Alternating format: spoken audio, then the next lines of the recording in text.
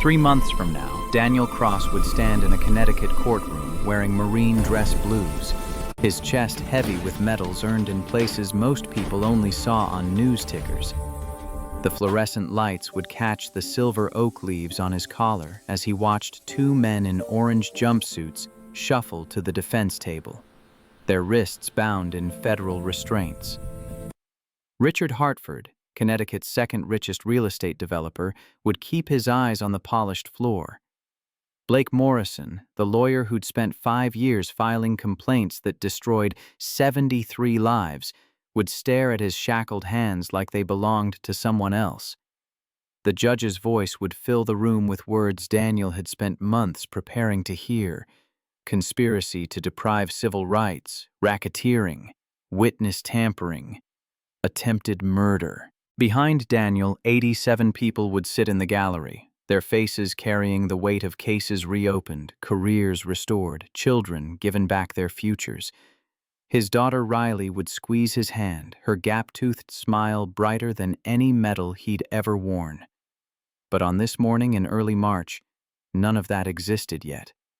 The victory lived only in the realm of possibility, waiting for the choices that would drag it into reality. Daniel stood in his Detroit apartment kitchen, spatula in hand, watching eggs bubble in a skillet older than his military service. The linoleum beneath his feet had worn through to the subfloor in 3 places, and the cabinet door hung crooked no matter how many times he adjusted the hinges. Sunlight struggled through windows that hadn't been properly cleaned in months, casting weak shadows across bills stacked on the counter. The red numbers on each envelope seemed to pulse with their own heartbeat. His daughter's voice cut through his inventory of failures. "Daddy, I need help with fractions." Riley sat at their 2-person table, her homework spread across the surface in the careful organization she'd inherited from her mother. 8 years old, gap between her front teeth, braids held together with rubber bands because the proper hair ties cost $4 for a pack and groceries came first. She wore the same purple hoodie she'd worn 3 days straight, the one without holes in the elbows. Daniel slid the eggs onto 2 plates, grabbed the toast that was more brown than golden, and carried breakfast to the table. Riley barely looked up, her pencil scratching numbers that didn't quite add up to the answer in the back of her workbook. 3/8 plus 2/8, she muttered, erasing for the 4th time. Daniel sat beside her, his knee bumping the table leg that wobbled despite the folded cardboard he'd wedged underneath. "What do you do when you add fractions with the same bottom number?" "Add the tops, keep the bottom."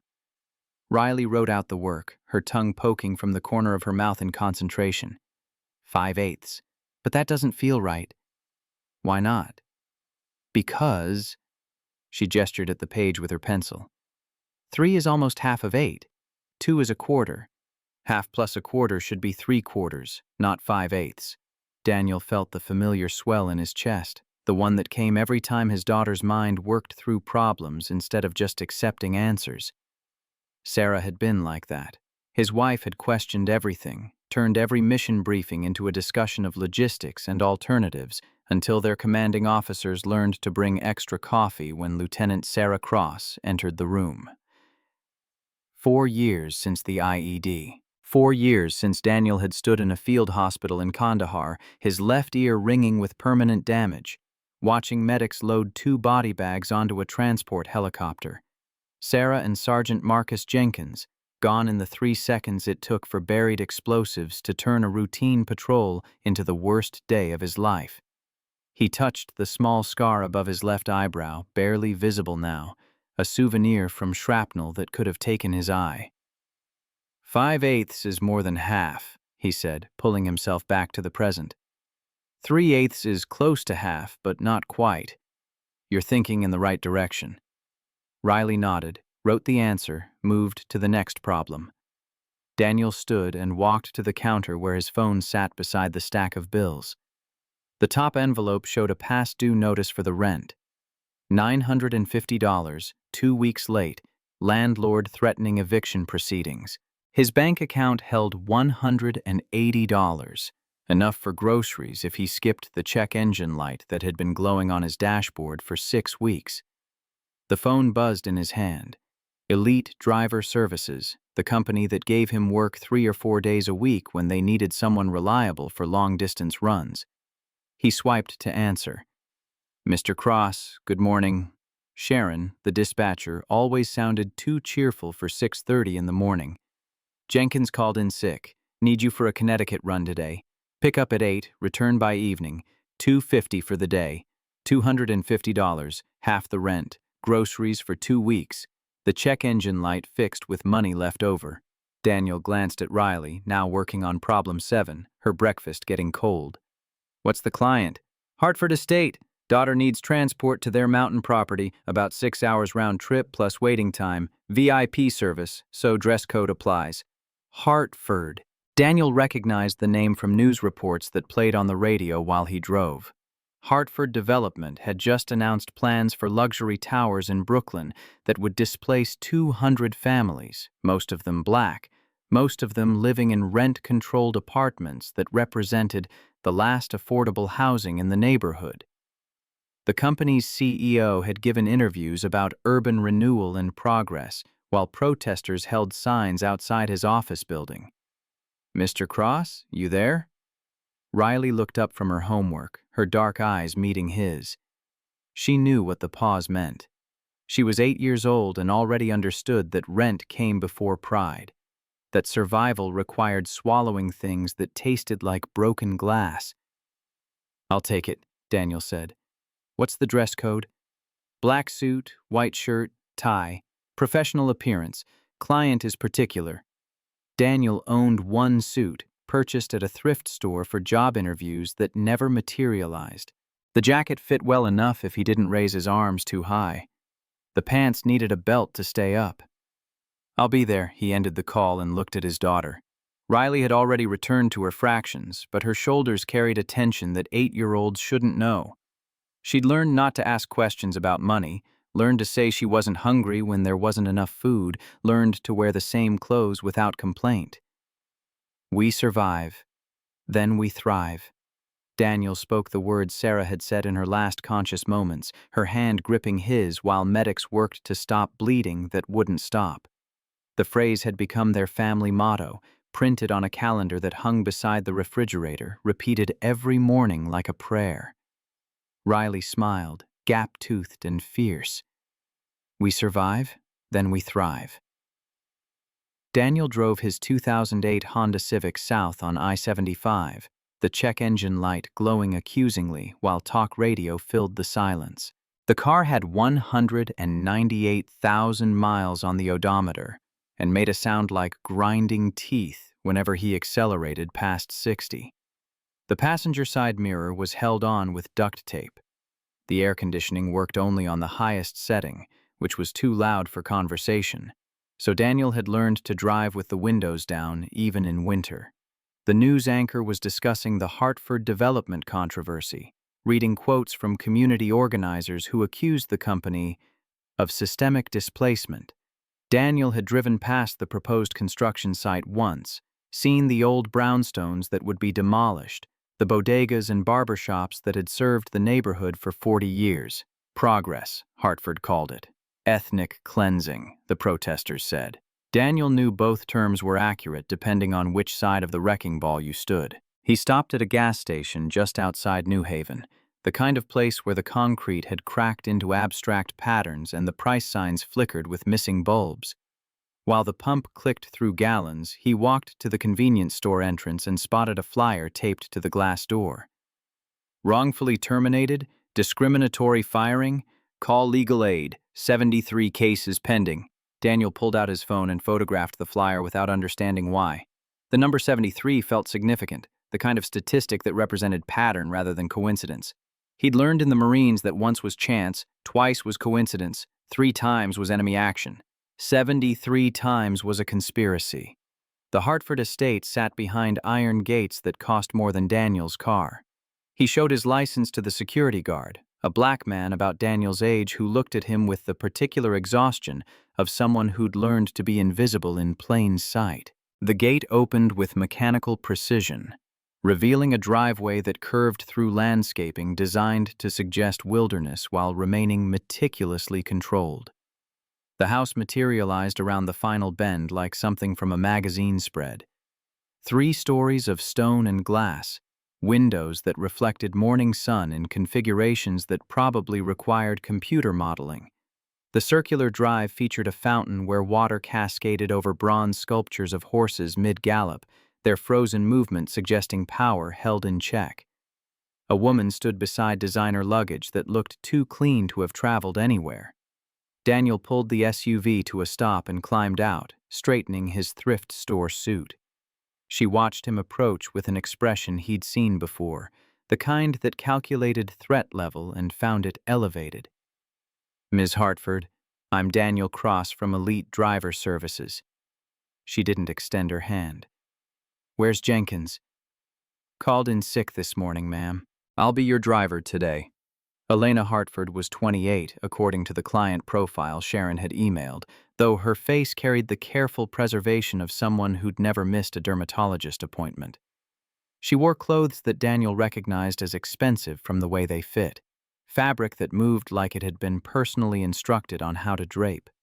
Her blonde hair was pulled back in a style that looked casual but had probably required an hour of work. Everything about her screamed money and the particular confidence that came from never wondering if you could afford dinner. Her eyes moved over him in assessment, cataloging details. His skin color, his military posture, the small scar above his eyebrow, the suit that didn't quite fit. Her jaw tightened almost imperceptibly. She pulled out her phone. Daniel loaded her luggage while she made her call, his hearing damaged but functional enough to catch fragments of her conversation. "The Elite Services number, a complaint being lodged. I specifically requested Jenkins, someone completely different. I don't feel comfortable." He placed her bags in the cargo area with the care he'd learned handling equipment worth more than his annual salary. The SUV was less than a year old, black paint glossy enough to show his reflection, leather interior that still smelled new. It represented a version of the world where things got replaced before they broke, where maintenance was preventive rather than reactive. Elena ended her call and walked to the vehicle. Daniel opened the rear passenger door. She hesitated on the threshold, her eyes moving from the open door to Daniel's face and back, calculating risk in a transaction that shouldn't require calculation. Then she slid into the back seat and immediately pressed the lock button, the sound sharp in the morning quiet. Daniel closed her door, walked around to the driver's side, adjusted mirrors and temperature controls. He'd learned this job required anticipating needs before they became requests, making himself useful enough to be invisible. He started the engine and began the drive toward the mountain house 6 hours away. Elena put on headphones within the first 5 minutes, turned music up loud enough that Daniel could hear the tinny leak of sound. She stared out the window with the focus of someone determined not to look at the driver. Her shoulders stayed tense, her purse clutched against her chest like a shield. Daniel drove and said nothing. He'd been invisible before, in rooms where officers discussed tactics and forgot the enlisted Marines who stood guard. He'd been background noise in restaurants where white families talked about their days while he cleared their plates. Invisibility was a skill like any other, learned through repetition and necessity. They made good time through morning traffic, heading east through Connecticut countryside that softened from urban density into rolling hills. The weather report on the SUV's dashboard showed a storm system moving in from the west, winter making one final push before surrendering to spring. Forecast called for possible snow in higher elevations, temperatures dropping through the afternoon. Daniel glanced at the rearview mirror and caught Elena's reflection. She'd taken off her headphones and was talking on the phone again, her voice pitched low but audible to someone whose hearing had been trained to catch whispers during night patrols. "Blake, it's me." Pause. "No, they sent someone different, someone completely—" "I don't know, Blake. I just don't feel safe." Another pause. "I know that sounds dramatic, but you weren't here. You didn't see—" Her voice dropped even lower. Can't you call them? Have them send someone else? Blake, Daniel assumed, was the fiancé mentioned in the client profile. Attorney at Hartford's law firm, which meant money recognized money and decided they should merge portfolios. Daniel had met men like Blake during Veterans Administration appointments, lawyers who volunteered for an hour to feel good about themselves while veterans waited 3 months for disability hearings. Elena ended the call. She put the headphones back on. The music leaked into the silence between them. Some pop song about love that had nothing to do with the kind of love that held your hand while you died in a field hospital. They stopped for gas 2 hours into the drive, a service plaza off the interstate where the bathrooms required a key attached to a wooden block. Daniel pulled up to the pump, turned off the engine. Elena stayed in the back seat, her door still locked, her eyes scanning the parking lot like it contained threats.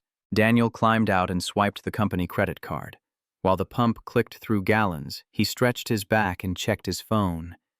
A text from Riley. Finished my homework, Daddy, when you coming home? The message included a photo of her completed math worksheet, all 20 problems done, her handwriting careful and neat.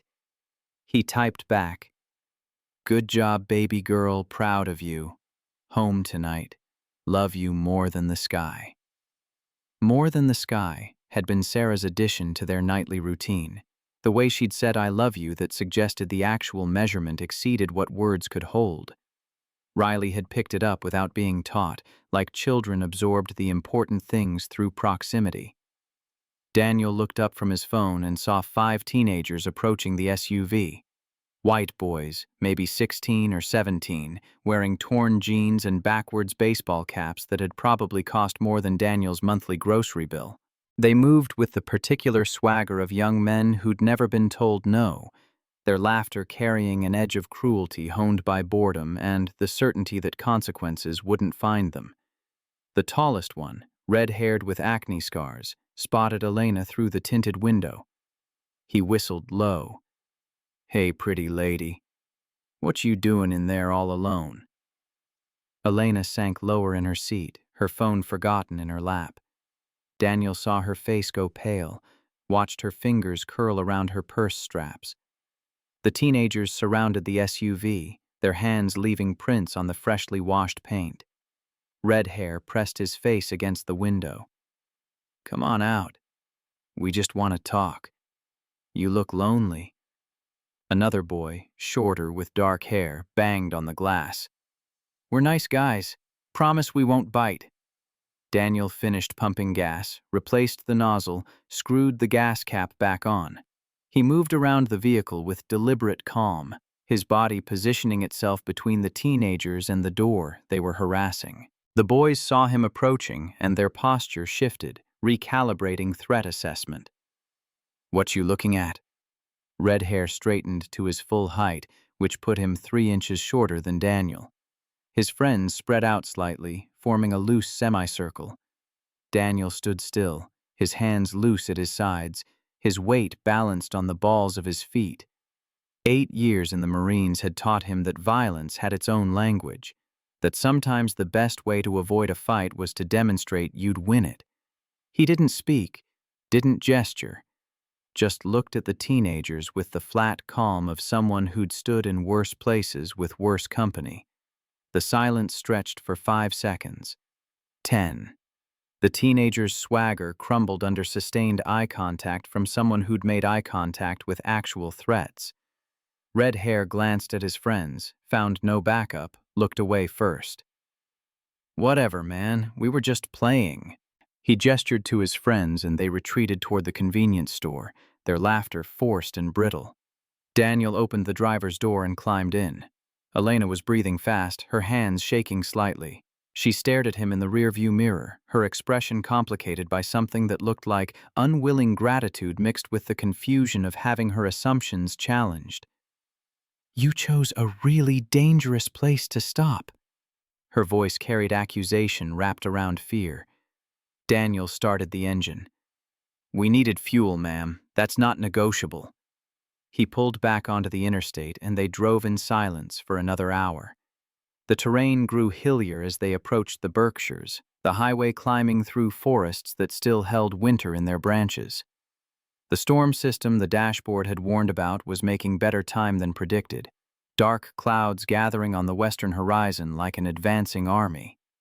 Daniel checked the weather again. Severe winter storm warning, mountain regions, travel not advised, ice in higher elevations.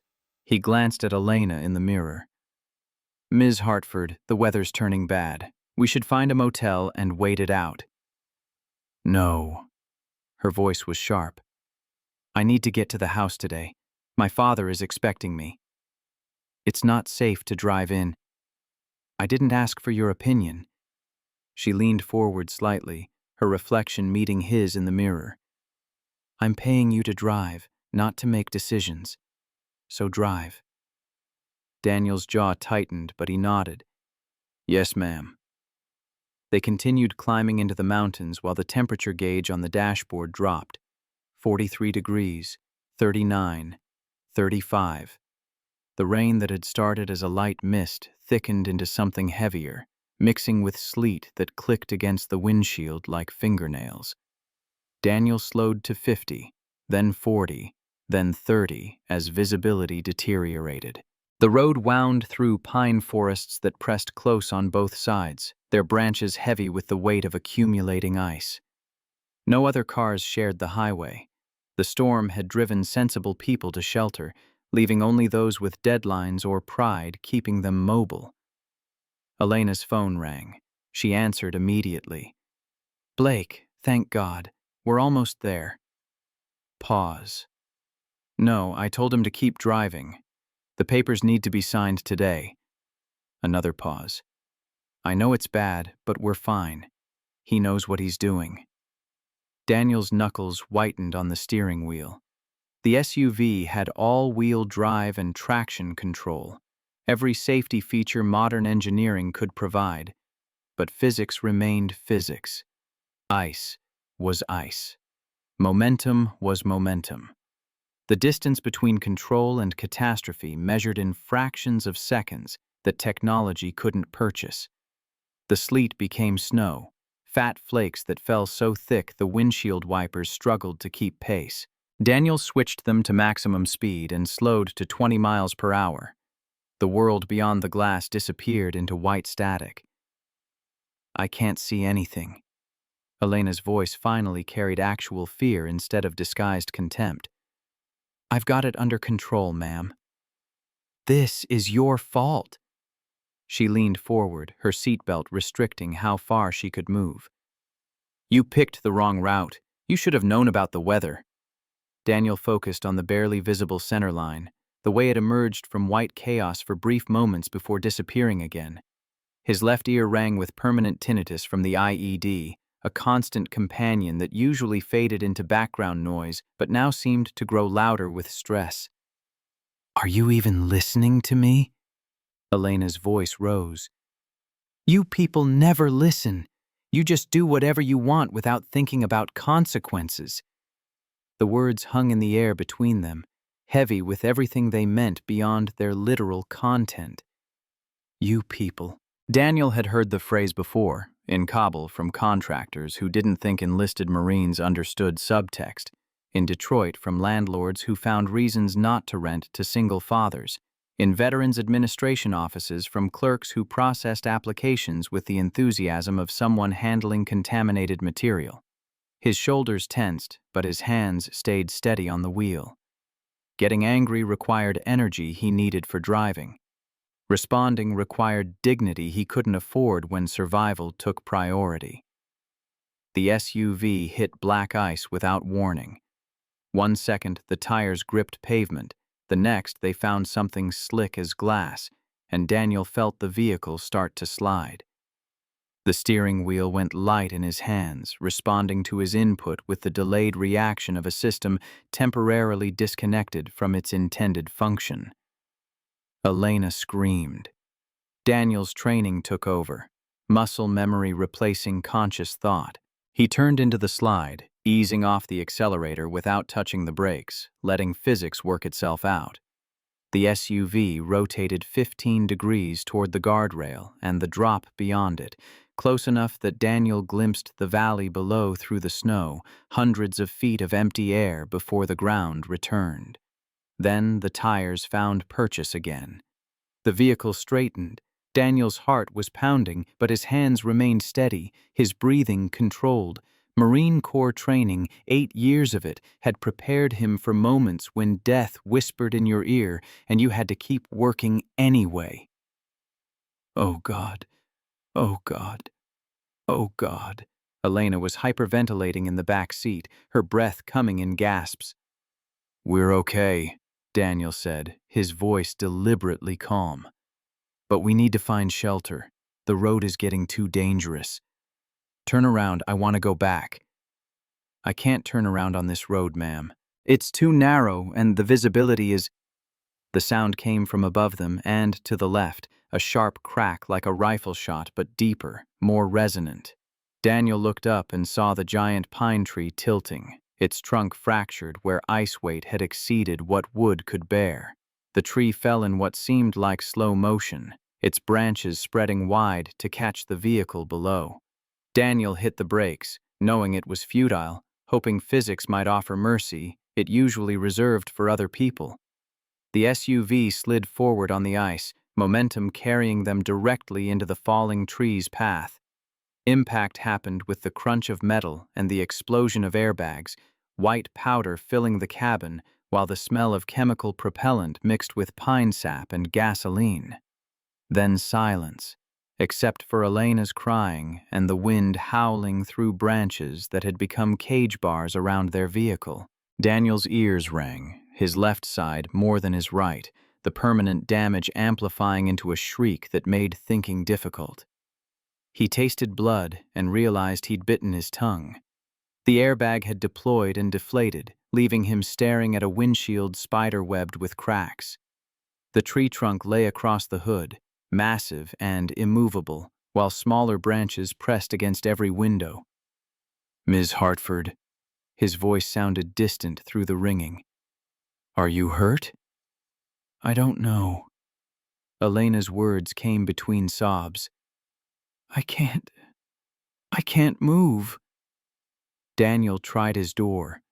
The frame had buckled, metal jamming against metal with the particular resistance of something fundamentally broken. He threw his shoulder against it once, twice, pain shooting through the impact point but the door refusing to yield. The third time he added leverage and the door popped open with a shriek of protesting hinges. Cold wind immediately filled the cabin, snow swirling through the opening with the enthusiasm of something that had been kept waiting. Daniel climbed out and assessed the damage. The SUV had come to rest half in a drainage ditch beside the road, tilted at 15 degrees. The front end was demolished where the tree had crushed the hood and engine compartment. Steam rose from somewhere in the mechanical carnage, mixing with falling snow to create ghost shapes that appeared and dissolved. He moved to Elena's side of the vehicle. Her door was pinned shut by mud and rocks, the drainage ditch doing its job of channeling runoff, but creating an obstacle for extraction. Daniel reached in through his open door and tried her handle from the inside. The mechanism clicked, but the door remained sealed. "I need to break your window." He kept his voice level, projecting calm he didn't feel. "I'm going to pull you through. The car is unstable and we need to move now." Elena nodded, her makeup running in tracks down her face, her designer coat streaked with airbag powder. Daniel used his elbow, the same technique drill instructors had taught for vehicle extractions in hostile territory. The safety glass shattered into pebbles that scattered across snow, turning red from cuts on his arm. He reached through and unbuckled Elena's seatbelt, felt her weight shift as the restraint released. She clutched at him while he pulled her through the window opening, her coat catching on glass fragments, her expensive shoes scraping against broken window frame.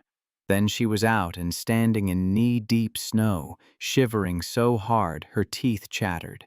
Daniel grabbed the emergency kit from the back, a red duffel bag that contained blankets and first aid supplies the rental company probably never expected would be used. He wrapped the reflective emergency blanket around Elena's shoulders. She flinched when he touched her, but the cold was already winning against resistance.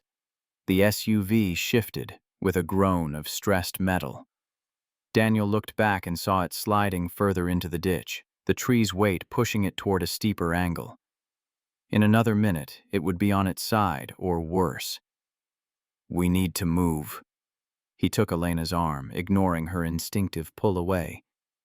"There's a trail marker about a mile back. There might be shelter." Elena looked down at her feet, at the Louboutin heels that had probably cost $800 and were designed for carpeted floors and polished marble. Her face crumpled with the realization that money couldn't purchase its way out of this particular problem. "I can't walk in these shoes." Daniel knelt in the snow, his suit pants immediately soaking through. He unlaced his dress shoes, pulled off the thick wool socks he'd put on that morning because his apartment was always cold and he'd learned to layer. "Put these on over your stockings. They'll give you traction." She stared at him, then at the socks, then back at him. Her face worked through calculations visible in real time. Accepting help from him meant admitting need, but freezing to death meant permanent defeat. She took the socks with trembling hands and pulled them on while Daniel put his bare feet back into shoes that immediately felt like ice blocks. They walked back down the road through snow that had already covered their tire tracks. Daniel broke trail, his body shielding Elena from the worst of the wind, though his dress shirt and suit jacket provided about as much insulation as tissue paper.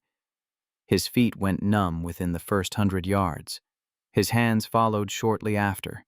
He kept the emergency blanket wrapped around Elena and told himself the shivering was his body generating heat. Elena fell twice in the first quarter mile. Both times Daniel caught her before she hit the ground, his grip firm on her arm, hauling her back to her feet without comment. The third time she went down completely, her legs folding under her, exhaustion and cold combining into temporary defeat. "I can't do this." She sat in the snow, making no effort to stand. "I can't." Daniel crouched beside her, his knees sinking into powder that had drifted deeper off the road. "You can and you will, because the alternative is dying here. On your feet, Ms. Hartford." His voice carried the command tone he'd learned as a sergeant, the one that brooked no argument because arguments cost time and time cost lives. Elena responded to it without thinking, her body obeying military authority before her conscious mind caught up. She stood, and they kept walking. The trail marker appeared through the snow like a gift from a deity Daniel had stopped believing in after watching Sarah bleed out. A wooden post with carved letters mostly obscured by ice, but visible enough to show an arrow pointing into the forest. Daniel followed the direction and 20 yards later spotted the dark shape of a building through the trees. The cabin was small and weathered, the kind of place hunters used during deer season and abandoned the rest of the year. No lights in the windows, no smoke from the chimney, no vehicles parked nearby. The porch was buried under snow and the door was locked when Daniel tried the handle. "We can't just break in." Elena's protest was weak, her voice barely carrying over the wind. Daniel pulled out the multi-tool he carried in his pocket, a Leatherman that had survived Afghanistan and Detroit with equal resilience. The cabin's lock was basic, designed to keep out curious hikers rather than determined Marines.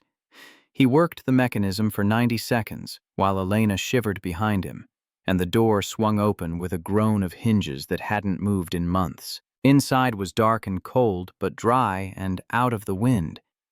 Daniel's phone flashlight revealed a main room with a stone fireplace, an old couch covered with a dusty sheet, and a tiny kitchen area separated by a counter with cracked tiles. Cobwebs hung in the corners, and mouse droppings suggested the local wildlife had been using the place as a shelter too. Elena stood in the doorway. "I can't stay here." "You can and you will." Daniel repeated the phrase because it remained true. "The alternative is freezing to death outside. Now sit down while I make us a fire." He moved through the cabin with purpose born from survival training, checking the fireplace for obstructions, finding the stack of firewood beside the hearth that some previous occupant had left behind. Old newspapers sat in a basket, their headlines speaking of events from 2 years prior. Daniel crumpled pages and built a structure of kindling, struck a match from the emergency kit and watched flame catch paper. Within 5 minutes, he had fire spreading to larger pieces of wood. Within 10 minutes, the temperature in the room had risen enough that Daniel could feel his fingers again. He found a broom in a closet and swept away the worst of the dust and cobwebs, hung the emergency blanket over the drafty window, tested the cabinet to find canned goods that hunters had left behind.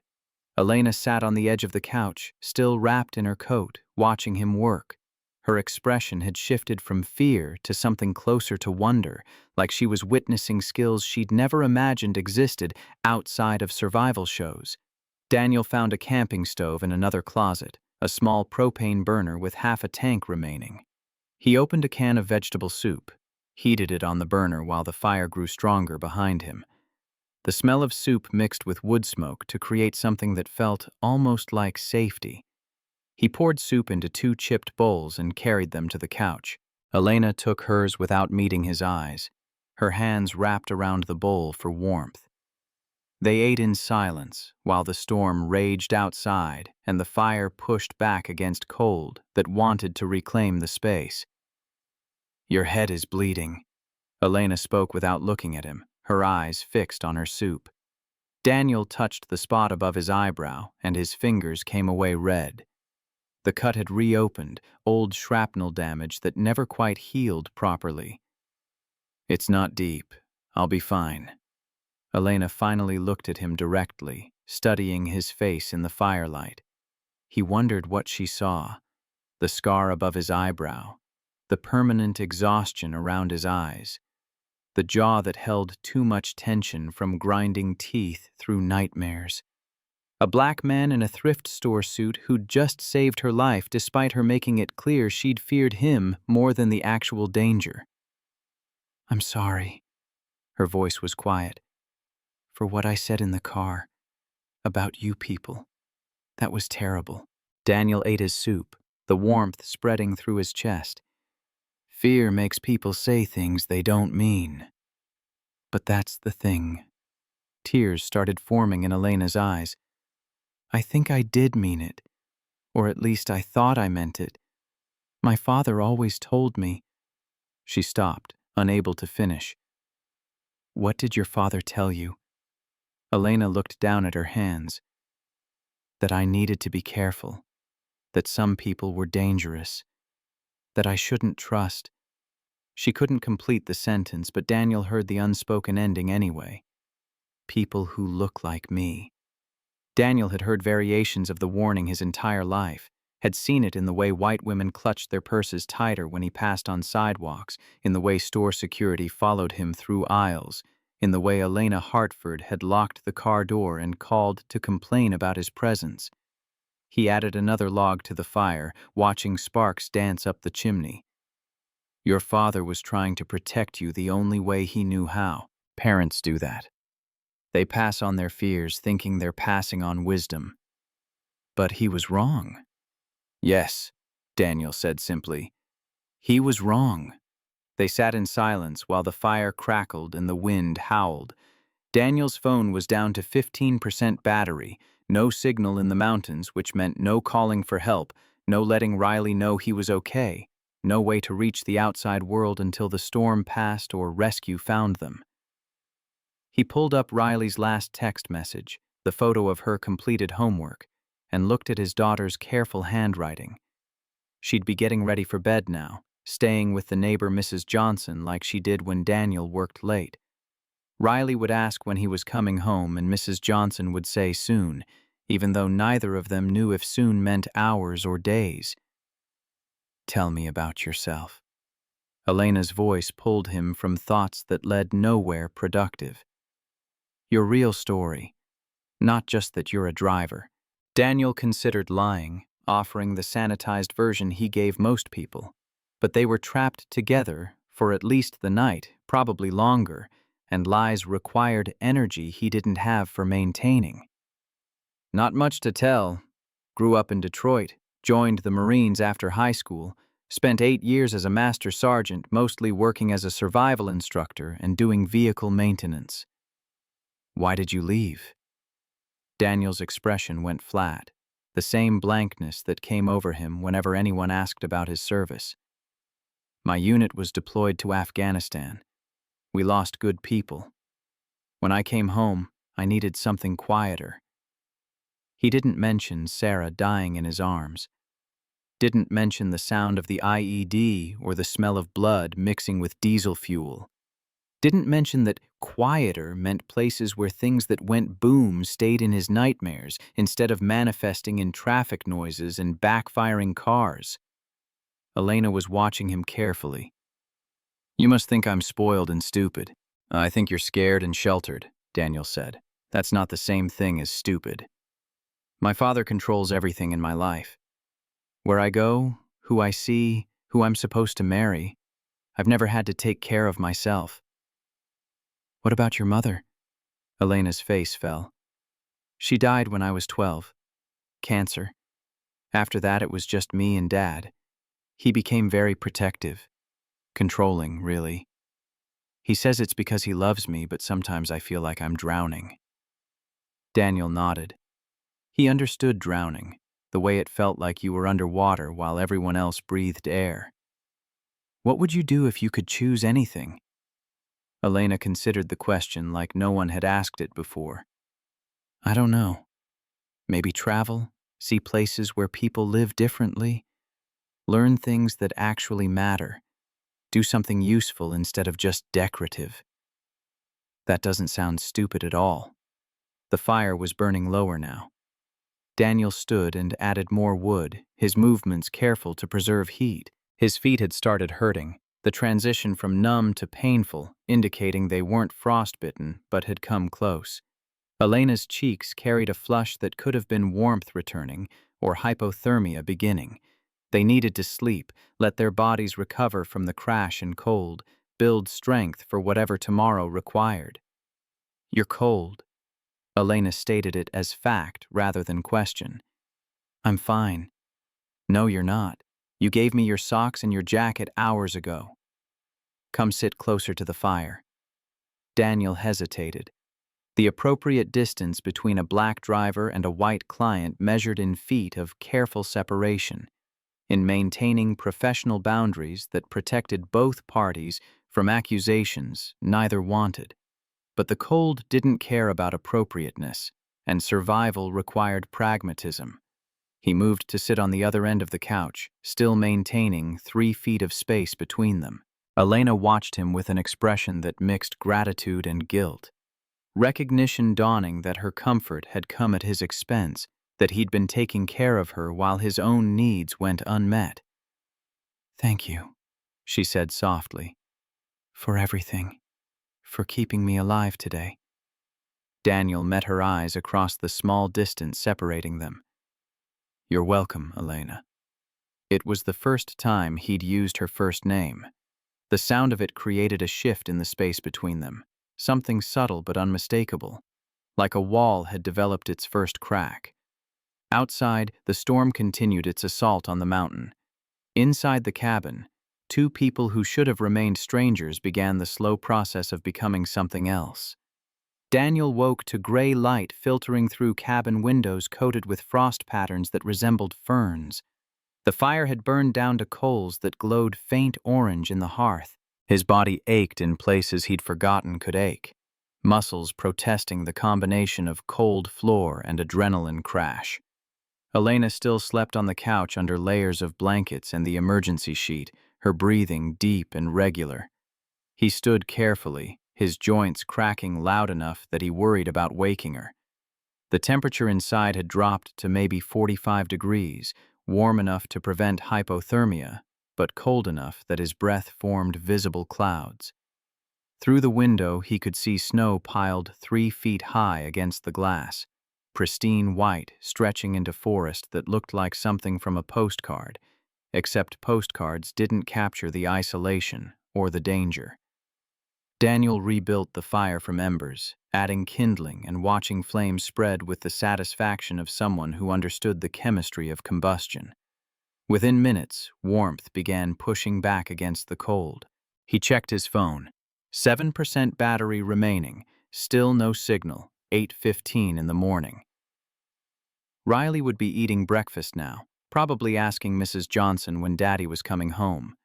Elena stirred on the couch, her eyes opening with the momentary confusion of waking in unfamiliar territory.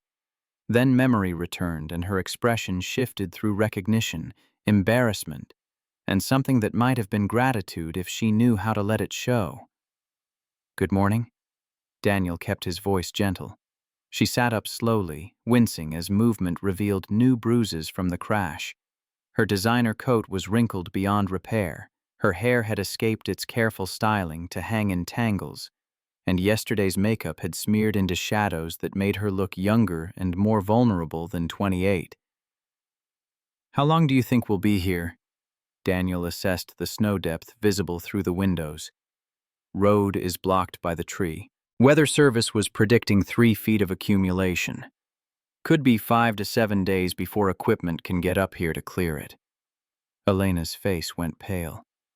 "But my father will be expecting the documents. He'll send people to look for us." "Eventually."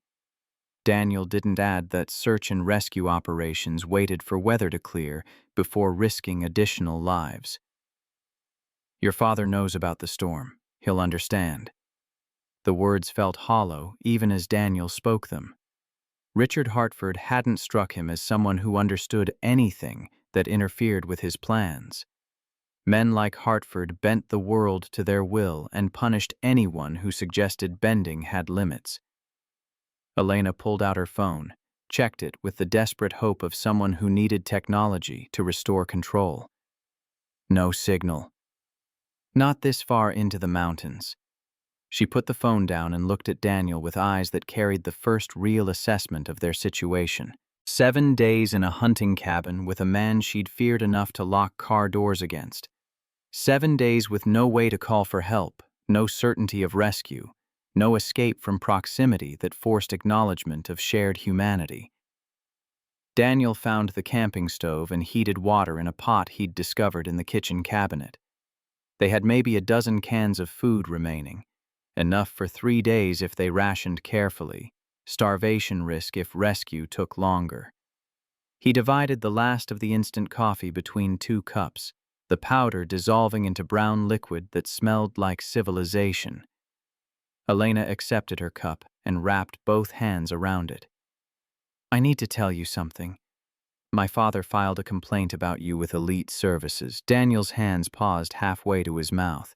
He set the cup down with deliberate care, the kind of precision that suggested movement required conscious control. "What kind of complaint?" "I don't know exactly, but when I called yesterday morning, the woman said there had been concerns raised by our family." Elena couldn't meet his eyes. "I'm going to fix it when we get back. I'll call them and tell them what really happened." Daniel felt the familiar weight settling in his chest, the one that came every time he remembered that his word meant less than accusations, that defense required proof while destruction required only insinuation. "You don't understand how this works. A complaint from a family like yours, it doesn't matter what really happened. It's my word against theirs. There has to be something I can do." "Don't worry about it." Daniel picked up his coffee and drank, the bitterness matching his mood. He'd been fired before, would probably be fired again, had learned that employment was permission wealthy people extended until they decided to revoke it. Elena watched him with an expression that suggested she was beginning to understand the mathematics of power, the way it accumulated in some places and drained from others, creating systems where one person's word could destroy another person's livelihood without evidence or appeal. They spent the morning in careful coexistence. Daniel showed Elena how to tend the fire, adding logs at intervals calculated to maximize heat while preserving their wood supply. She fumbled with the task, dropping logs and sending sparks shooting up the chimney, but she kept trying with a determination that suggested stubbornness ran deeper than privilege. By midday, the cabin temperature had risen to comfortable, and Daniel inventoried their supplies with military precision. 13 cans of food, 6 soup, 4 beans, 3 vegetables, 2 gallons of water from melted snow, half a propane tank for the camping stove, enough firewood for maybe 4 days if they were conservative. The mathematics didn't balance for 7-day survival, which meant they needed rescue sooner, or would need to start making harder choices about rationing. Elena sat at the small table working on her phone with the desperate focus of someone trying to maintain connection to a world that had temporarily severed its link. She was writing something, her thumbs moving across the screen in the particular rhythm of the perpetually connected. "Batteries at 10%. Daniel spoke from the doorway where he'd been standing, watch over nothing in particular, just old habits from standing guard duty. "I know." She didn't look up. "I'm writing down everything that happened yesterday, so I don't forget details when we get back." Daniel crossed to the table and she angled the phone so he could read. The text was clinical, almost journalistic. Timestamps, locations, descriptions of the gas station incident and the crash. Nothing about her fear of him. Nothing about the assumptions she'd made. Just facts arranged to suggest a narrative where Driver performed duties adequately. "You're documenting this like evidence." Elena finally looked up, her blue eyes clear and focused in a way they hadn't been yesterday. "Because it is evidence. When I tell them what happened, I want to be specific. Dates, times, exactly what you did to keep us alive." Something in Daniel's chest loosened slightly, a tension he'd been carrying for so long he'd forgotten what its absence felt like. He nodded and moved back to the fire. That afternoon, they heard the helicopter. The sound started as a distant thrumming that Daniel's damaged hearing almost missed, then grew into the unmistakable percussion of rotor blades cutting air. Elena jumped to her feet and ran to the window. Daniel followed, both of them watching the dark shape pass overhead through gaps in the tree canopy.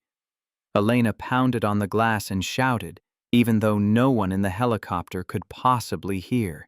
Daniel grabbed the red emergency blanket and ran outside into snow that immediately soaked through his pants.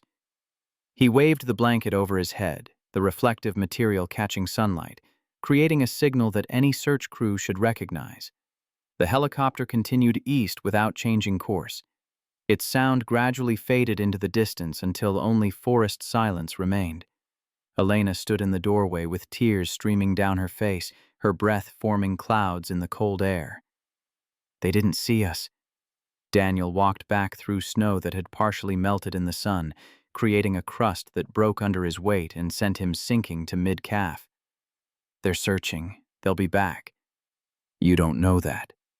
"I know how search and rescue works. They'll do a grid pattern. We'll try again when they come around." But the helicopter didn't return that afternoon. They sat inside while daylight faded and shadows lengthened across snow that had stopped looking beautiful and started looking like a prison wall. Elena cried quietly on the couch, her shoulders shaking with the kind of helpless frustration that came from having money that couldn't buy rescue. Daniel wanted to comfort her, but the appropriate distance between driver and client still existed even in a hunting cabin. Instead, he heated soup and rationed it into portions that felt inadequate. Elena stared at her bowl like it was an accusation. "You should have more. You're bigger. You need more calories." "We split it equally, or we don't eat at all." Daniel's voice carried the tone that ended arguments through certainty rather than volume. "Those are the rules." They ate in silence, broken only by spoons scraping bowls and wind finding gaps in the cabin's construction. Afterward, Daniel took first watch, keeping the fire fed while Elena tried to sleep. His mind wandered to places he usually kept locked. The moment before the IED detonated, Sarah's hand going slack in his, Jenkins's body covered with a poncho that did nothing to suggest the person underneath. He'd survived because he'd been standing 3 feet left of where statistics said he should have been, because wind had shifted at the exact moment to blow scent away from a dog that might have alerted, because chance operated without mercy or meaning, and sometimes the wrong people lived while the right ones died. Around midnight, he heard Elena's breathing change, becoming ragged with something worse than normal sleep patterns. He turned and saw her twitching on the couch, her hands grasping at blankets like she was trying to hold on to something that kept slipping away. "No. Please. No." Her words were slurred with sleep but clear enough to understand. "Don't leave me alone here." Daniel stood and crossed to the couch, uncertain about boundaries but certain about nightmares. "Elena, you're dreaming. Wake up." She jerked awake with a gasp, her eyes wild and unfocused until they found his face. "I thought I was still in the car. I thought the tree was crushing me." "You're safe. We're in the cabin." Elena sat up and wrapped her arms around herself, shivering despite the warmth. "I've never been so scared in my life. Not just yesterday, but now. What if they don't find us? What if we run out of food? What if we survive, then we thrive?"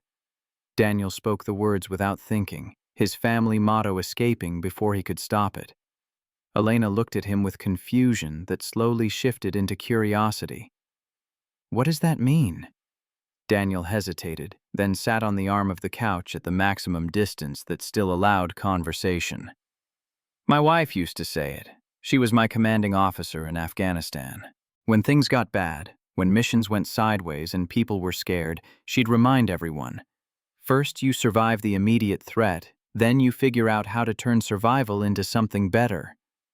"Used to say it." Elena caught the past tense. "What happened to her?" The question hung between them, and Daniel considered all the ways he could deflect. Then he looked at Elena's face, saw genuine interest instead of polite obligation, and decided truth required less energy than evasion. "IED. 4 years ago. She and my sergeant were running point on a patrol when the explosives went off. I was 10 feet behind them." He touched his left ear. "Shrapnel took most of my hearing on this side. Took them completely." Elena's hand moved toward him before stopping, unsure if comfort was welcome or would be rejected. "I'm so sorry." Her last words were, "We survive, then we thrive." And she said it while medics were trying to stop the bleeding, like she knew she wasn't going to make it, but wanted to make sure I remembered. Daniel's voice stayed level through discipline rather than lack of emotion. "I say it to my daughter every morning. Our family motto now." "You have a daughter?" Daniel pulled out his phone with its 7% battery and showed Elena the photo on his lock screen. Riley smiling with her gap-toothed grin, holding up a science fair ribbon, her braids held together with rubber bands because proper hair ties cost $4 for a pack. "Riley. She's 8. Wants to be an engineer." He looked at the photo with the particular ache of single parenting. "She's staying with a neighbor while I work. She doesn't know about the crash yet." Elena studied the photo with an intensity that suggested she was seeing something beyond the image. "She looks like you. Same eyes, same smile. She has her mother's stubbornness and her mother's mind. Probably why she's in advanced math, even though her teacher keeps suggesting she'd be better in art class." The words carried implications Elena was smart enough to catch. Her face darkened with recognition, with the slow realization that discrimination her father had taught her to practice had faces and names and daughters who just wanted to learn math. "Daniel, I don't." He cut her off gently. "You didn't know. Now you do. That's enough." They sat in silence while the fire crackled and Riley's photo glowed on the dying phone screen. Daniel powered it off to preserve what little battery remained. Outside, Clouds had cleared enough to reveal stars scattered across black sky with the density only mountain elevations provided. Elena spoke without looking at him, her voice carrying the weight of confessions made to darkness. I'm supposed to marry Blake in 2 months. My father arranged it, not officially, but in every way that matters. Blake works at Dad's law firm. Their families have known each other for 30 years. It's the kind of marriage that makes sense on paper, but not in your heart. Blake cares about 2 things, his career and how things look to other people. When I told him about you yesterday, about feeling unsafe, he suggested I file a complaint because it would look bad if I didn't. She laughed without humor. He wasn't worried about me. He was worried about appearances. Daniel fed another log to the fire, watching sparks dance upward. Why are you telling me this? Because I've spent 24 hours with you, and you've shown me more consideration than Blake has shown in 2 years. You gave me your socks when my feet were cold. You pulled me from a crashed car. You split the food equally, even though you're hungry. Elena finally turned to look at him. You're a better man than anyone my father would have chosen for me. The words created a shift in the cabin's atmosphere, acknowledgement of something that couldn't be spoken directly, but now hung between them with unavoidable presence. Daniel met her eyes and saw the question she wasn't asking, the possibility she was considering that violated every social boundary her upbringing had constructed. Elena, you need to understand something. When we get rescued, when we go back to the real world, things will be different. Your world and my world, they don't share much overlap. They're overlapping right now. In a hunting cabin during a survival situation. That's not real life. It feels more real than anything I've experienced in 28 years. Daniel stood and moved to the window, putting distance between them because proximity made discipline harder. Your father is Richard Hartford, real estate developer worth hundreds of millions. I'm a driver who lives in an $800 apartment with a check engine light I can't afford to fix. The mathematics don't work. Elena joined him at the window, standing close enough that he could feel warmth radiating from her body. What if I don't care about mathematics? You will when you're back in your mansion. When your father reminds you what you have to lose. When your friends look at you like you've lost your mind. You think I'm too weak to choose you? Daniel turned to face her, their bodies separated by inches that felt simultaneously too far and not far enough. I think you're brave enough to want to choose me, but wanting and doing are different things when the cost is everything you've ever known. Elena reached up and touched his face, her hand gentle on his cheek.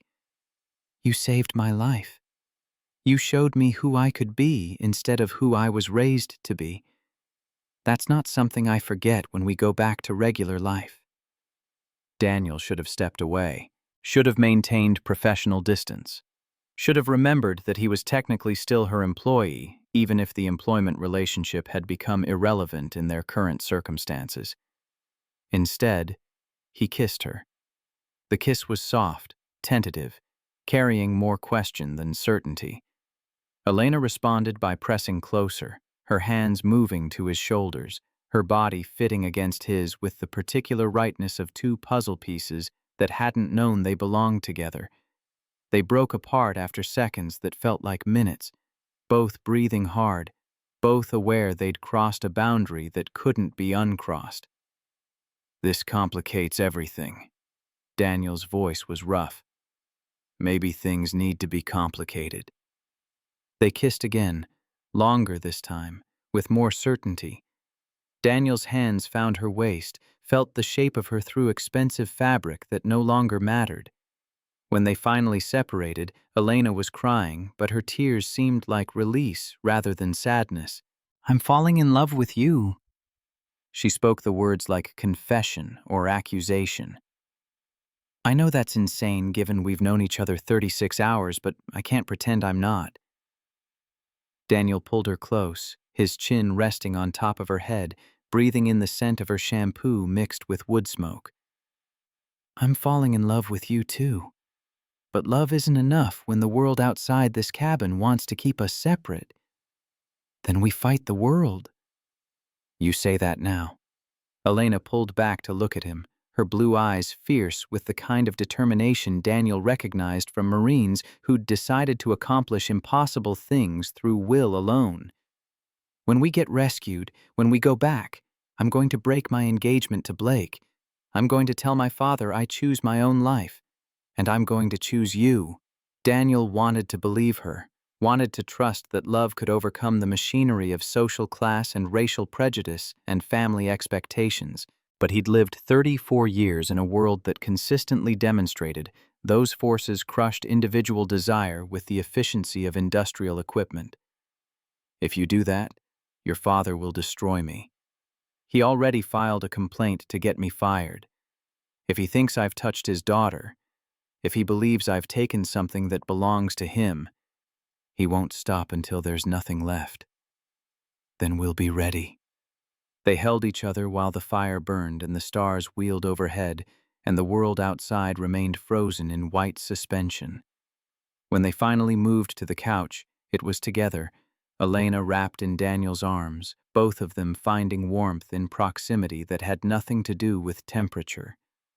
Daniel woke before dawn to Elena's screaming. She thrashed against him, her hands pushing at his chest while words poured out in a stream of terrified consciousness. "Get away from me! Don't touch me! Somebody help!" He caught her wrists gently but firmly, his voice cutting through the nightmare. Elena, wake up. You're safe. You're with me. You're dreaming." Her eyes snapped open, wild and unfocused, taking several seconds to recognize where she was and who held her. When recognition came, her body went limp with relief. "I'm sorry, I was back in the car. The tree was falling and I couldn't move and—" She pressed her face against his chest, her breathing ragged. Daniel stroked her hair, the gesture automatic from years of comforting Riley through nightmares. "You're okay. We're in the cabin. Nothing's falling." They stayed that way until her breathing normalized and the first gray light of dawn began seeping through windows. Daniel carefully disentangled himself and rebuilt the fire from coals that had nearly died. The temperature had dropped to near freezing overnight, cold enough that his breath formed clouds, cold enough that they'd need to be more careful about maintaining heat. Their third day in this cabin followed a rhythm of survival tasks that had become routine. Melting snow for water, rationing food into portions that felt inadequate, keeping the fire fed, checking phones that remained signalless, watching the sky for helicopters that didn't return. Elena had stopped wearing her expensive coat, trading it for a flannel shirt Daniel found in a closet. Her hair hung in a simple braid she'd learned to do herself. She could tend the fire now without his supervision, could ration portions, could melt snow into water without wasting propane. The transformation wasn't complete, but it had begun. Privilege slowly being replaced by competence. That afternoon, they heard a sound that didn't belong to forest or wind, the distant throb of an engine, mechanical and purposeful. Daniel ran to the window and saw a helicopter approaching from the west, flying lower than the previous search, its path suggesting deliberate rather than random coverage. He grabbed the emergency blanket and ran outside, Elena right behind him. They stood in knee-deep snow, waving the reflective material while the helicopter grew larger, its rotor wash creating swirls in the powder. For a moment, it seemed like the pilot had seen them, the helicopter angling slightly in their direction. Then it continued past, moving east, its sound fading into distance that felt like abandonment. Elena collapsed in the snow, her body shaking with sobs that came from somewhere deeper than tears. Daniel knelt beside her and pulled her against him, letting her cry, while his own disappointment settled like stones in his chest. "They're never going to find us." Her voice was muffled against his shoulder. "We're going to die here." "We're not dying here." Daniel made the words sound certain, even though certainty was faith rather than fact. "That helicopter means they're searching in a pattern. They'll cover this area again.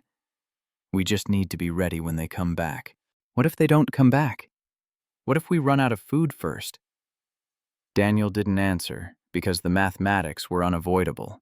They had 3 days of food remaining if they rationed carefully, maybe 4 if they stretched portions to starvation levels. The helicopter searches happened when weather allowed, which meant gaps of days between attempts when storms moved through. The numbers didn't balance in their favor. That night they made love on the couch under blankets that provided more privacy than warmth. It was gentle and desperate simultaneously.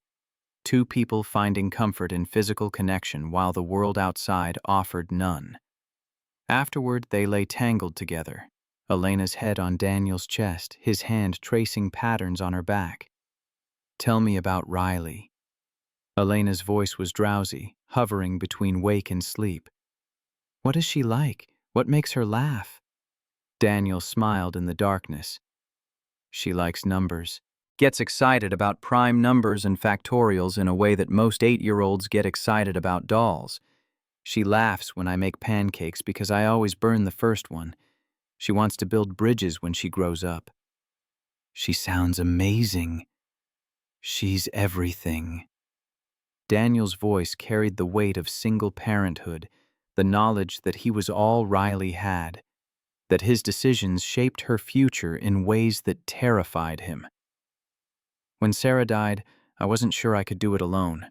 Raise a daughter, be both parents, give her what she needed. But Riley makes it easy. She's resilient, adapts to things most kids would fall apart over." Elena lifted her head to look at him, her face barely visible in firelight. "She gets that from you. She gets it from her mother. Sarah was the strongest person I ever knew. Didn't matter what the mission was, she found a way to accomplish it. Riley has that same determination. Will she like me?" The question came out small, uncertain, revealing the vulnerability beneath Elena's growing confidence. "When we get back and you introduce us?" Daniel pulled her closer. "She'll love you. But Elena, you need to be sure before you meet her. Because if you meet Riley, if she gets attached to you, and then you decide this is too hard, if you decide your old life is easier than a new one with us, it won't just be me you're leaving." "I'm sure." Elena spoke without hesitation. "I've never been more sure of anything." They fell asleep, wrapped together, 2 bodies generating warmth that pushed back against cold that wanted to separate them. Daniel woke to silence that felt wrong. The fire had burned down to ash, the cabin temperature had dropped below 40 degrees, and Elena wasn't breathing right. Her chest rose and fell in shallow movements. Her skin felt too hot when he touched her forehead. Her eyes moved beneath closed lids with the rapid motion that suggested fever dreams. He shook her gently. "Elena, wake up." She moaned but didn't open her eyes. Her lips had taken on a bluish tint, her fingers curled into fists, her body shivering despite the layers of blankets covering her. Daniel's training identified symptoms with clinical precision, hypothermia progressing toward dangerous levels, possibly complicated by shock from the crash finally catching up to adrenaline's temporary protection. They needed heat, needed it immediately, needed more than the dying fire could provide. He rebuilt the fire with hands that moved faster than care, sacrificing efficiency for speed, getting flame going through sheer determination rather than technique. While the fire grew, he filled the pot with snow and set it to boil on the camping stove. Steam rising meant humidity. Humidity meant heat transfer. Basic physics applied to survival. Elena's eyes opened halfway, unfocused and glassy. Cold. So cold. Daniel stripped off his shirt and pants, down to boxer shorts that did nothing against the chill, then climbed under the blankets with Elena and wrapped his body around hers. Skin-to-skin contact, his warmth transferred directly without fabric barriers, the same technique they taught for treating hypothermia in the field. She felt like ice against him, her body pulling heat from his with the efficiency of a vacuum. He held her tighter, willing warmth into her through proximity and determination, watching the pot on the stove and calculating minutes against degrees. When the water boiled, he filled both cups and carefully helped Elena sit up enough to drink. The hot liquid made her cough, but she swallowed, her body responding to warmth with the desperation of cells remembering what they needed to function. That's it. Small sips. Your body needs this. Elena drank and slowly her breathing steadied. Color began returning to her lips. Her shivering decreased from violent to manageable. Her eyes focused enough to recognize where she was and who held her. What happened? You got too cold. Your body started shutting down. Daniel kept his voice level, but his heart was still pounding from the fear that had gripped him when he'd realized how close she'd come to something permanent. You're okay now. The fire's going. Your temperature is coming up. Elena looked down and seemed to register for the first time that they were both mostly naked under the blankets. You took off your clothes. Skin to skin is the fastest way to transfer heat. Military survival training. She moved closer against him, her arms wrapping around his waist. My hero. Again. Not a hero. Just someone who knows how cold kills and won't let it take you. They stayed that way while the cabin warmed and morning light strengthened through frost-coated windows. Daniel's body temperature had dropped from giving so much heat to Elena, leaving him shivering now, the reversal of their positions complete. Elena pulled him tighter and shared back the warmth he'd given, their bodies finding equilibrium through mutual support. Later that morning, after they'd dressed and eaten the last can of soup divided into portions that felt like teasing rather than sustenance, they faced the mathematics of their situation without flinching. 2 cans left. Daniel stared at the cabinet. That's 1 day, maybe 2 if we stretch it. The helicopter hasn't come back. Elena's voice was steady, fear replaced by the kind of calm that came after panic had exhausted itself. We need a backup plan. Daniel walked to the window and studied the forest.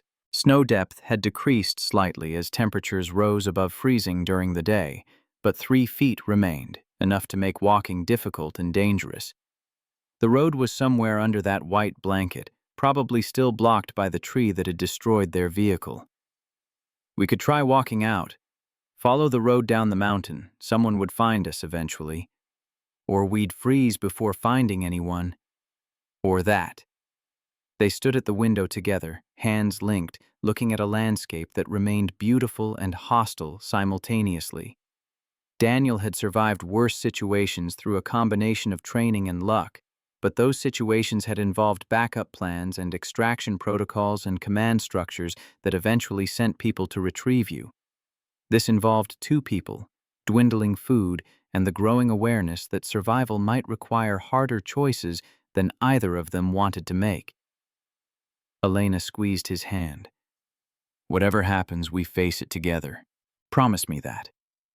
Daniel turned to face her, seeing in her eyes the transformation that 4 days had worked. The scared woman who'd locked car doors had been replaced by someone who'd learned that fear was obstacle rather than guide, that courage was choosing forward motion despite uncertainty. Together, he promised. We survive, then we thrive. We survive, then we thrive. Elena repeated the words like an oath. Outside, clouds were gathering again, suggesting another storm approaching. Inside the cabin, 2 people who'd crossed every social boundary to find each other, prepared to face whatever the mountain had left to throw at them. Because survival wasn't just about staying alive. It was about protecting what made life worth the effort. And Daniel Cross had found something in a hunting cabin that was worth fighting for, worth starving for, worth freezing for, if that's what the universe required. He'd found someone who saw him as more than a driver, more than a skin color, more than a convenient target for inherited fear. Someone who'd chosen him when choosing was hard, who'd crossed lines when crossing meant risk, who'd said, I love you when love required courage rather than comfort. 3 miles away, Richard Hartford sat in his estate's study on a conference call with people who specialized in problems that money could solve. "The search continues" was the phrase repeated in variations, weather-dependent and grid patterns and probability algorithms that predicted discovery within 48 hours. But Richard wasn't listening to probability. He was reading the private investigator's report on Daniel Cross, Marine veteran, Master Sergeant, survival instructor, automotive forensics training, 1 daughter, financial struggles, clean record, except for the complaint filed just yesterday that had gotten him terminated from elite driver services. The last line of the report made Richard's jaw tighten. Subject has skills to survive extended wilderness exposure, if with client survival probability high, which meant his daughter was alive somewhere in those mountains. Alive and spending days alone with a black man Richard had specifically tried to remove from Elena's vicinity. The thought made something dark and familiar rise in Richard's chest, the same feeling that had guided 3 decades of business decisions masked as colorblind pragmatism. He picked up his phone and dialed a number he'd been given years ago by men who understood that some problems required solutions outside legal channels. "I need you to find someone." Richard's voice was calm, measured, revealing none of the fury beneath.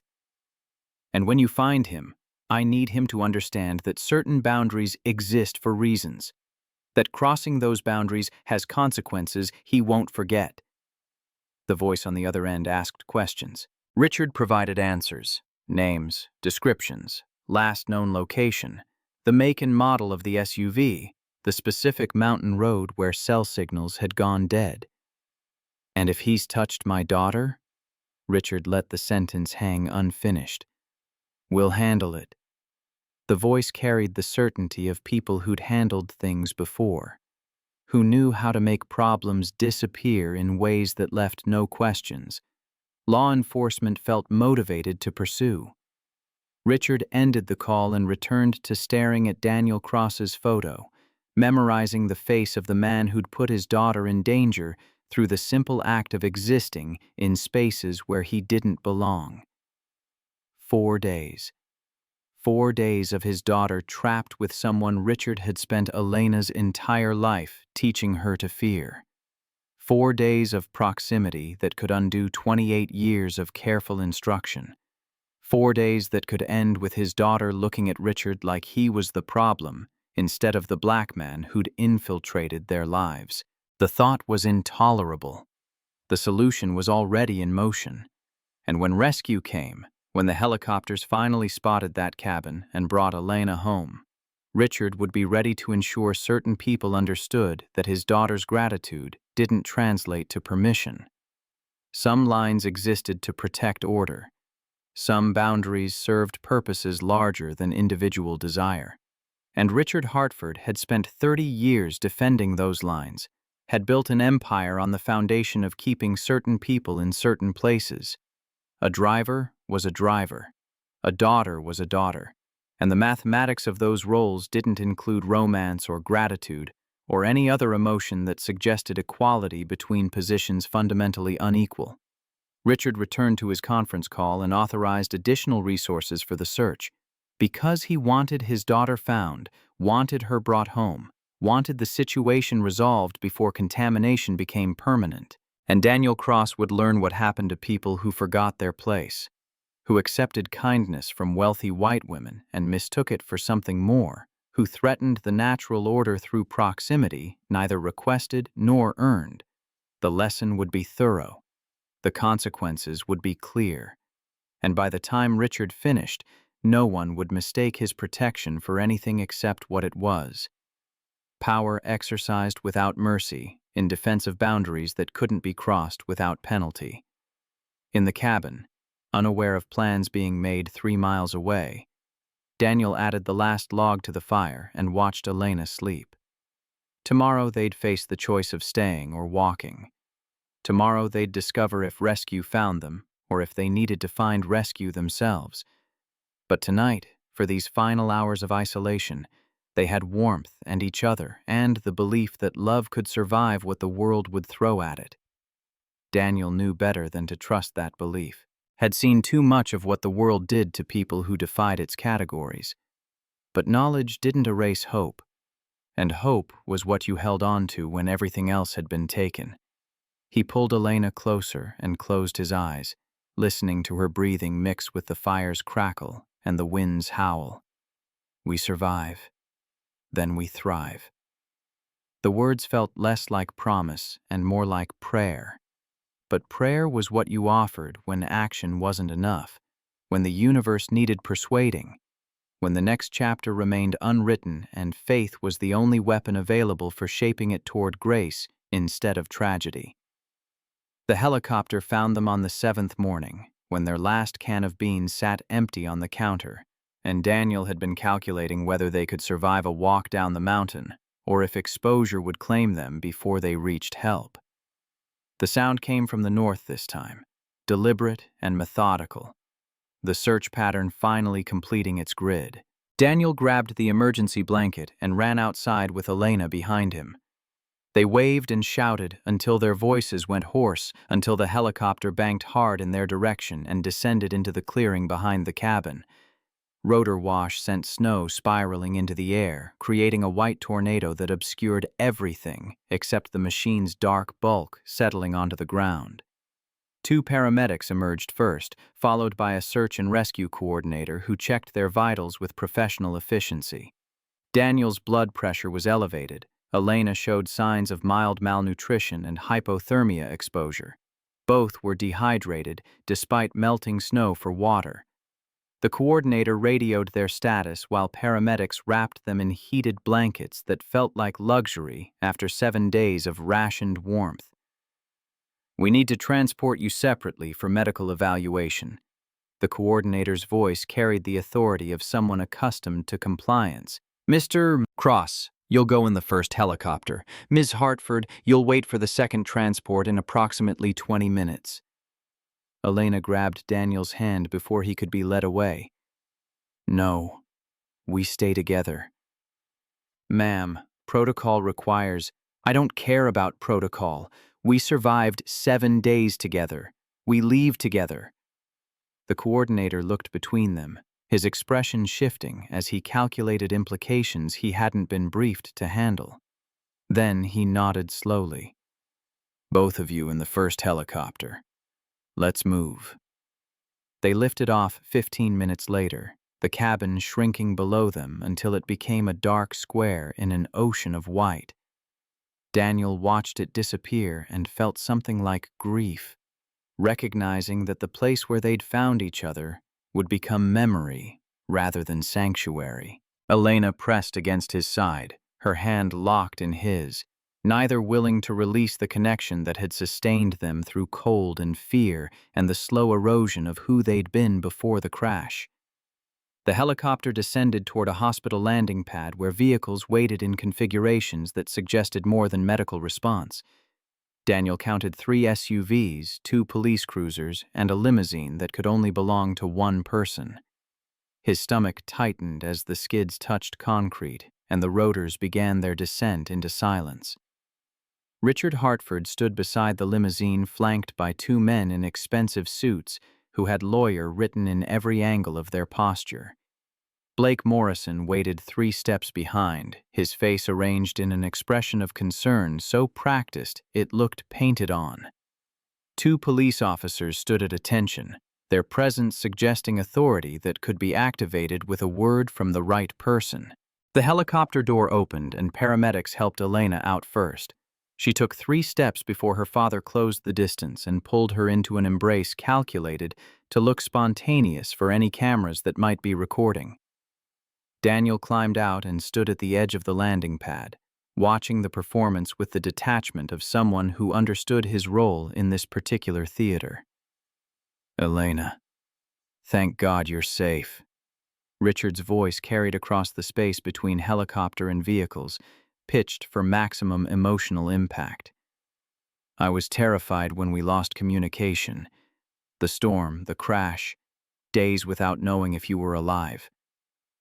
Elena pulled back from the embrace, and Daniel saw her face close, shutting down the openness that 7 days in the cabin had cultivated. She was remembering how to wear masks, how to navigate a father who weaponized love. "I'm fine, Dad.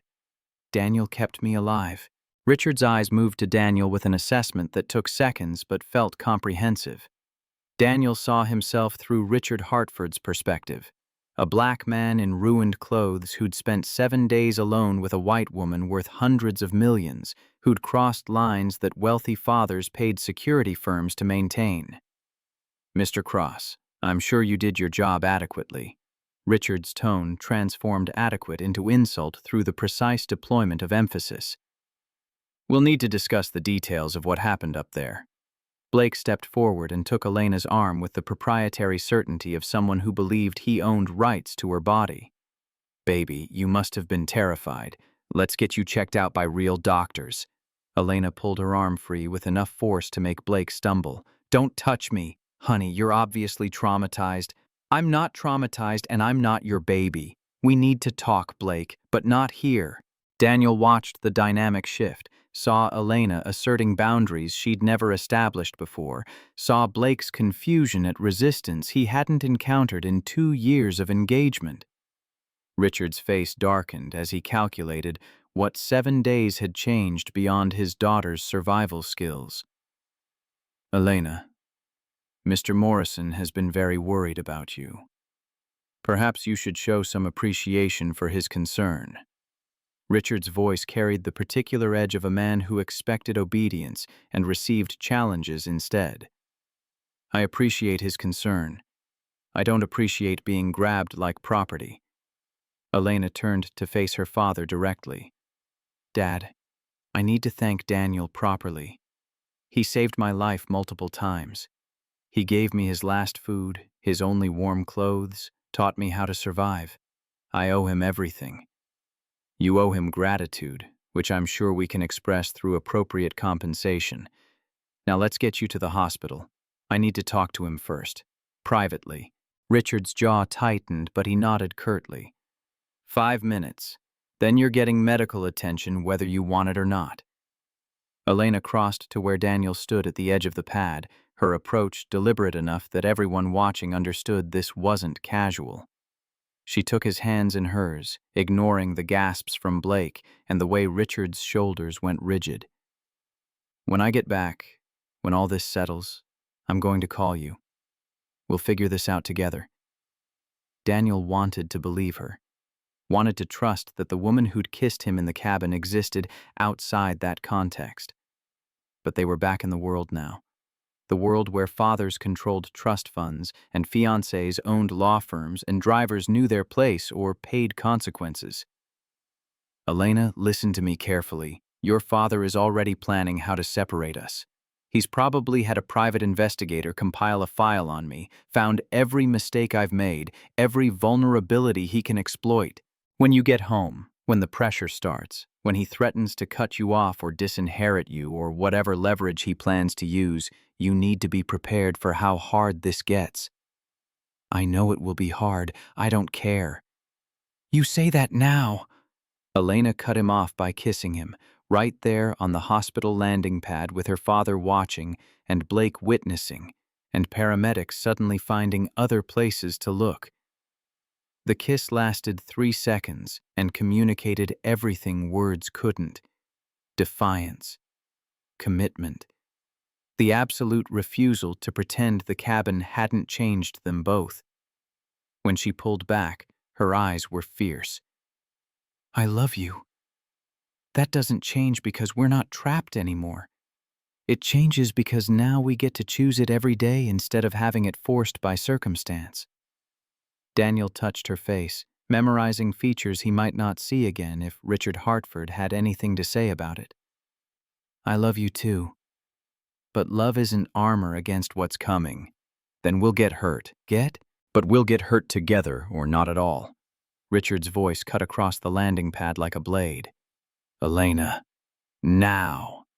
She squeezed Daniel's hands once more, then walked back to her father's waiting embrace.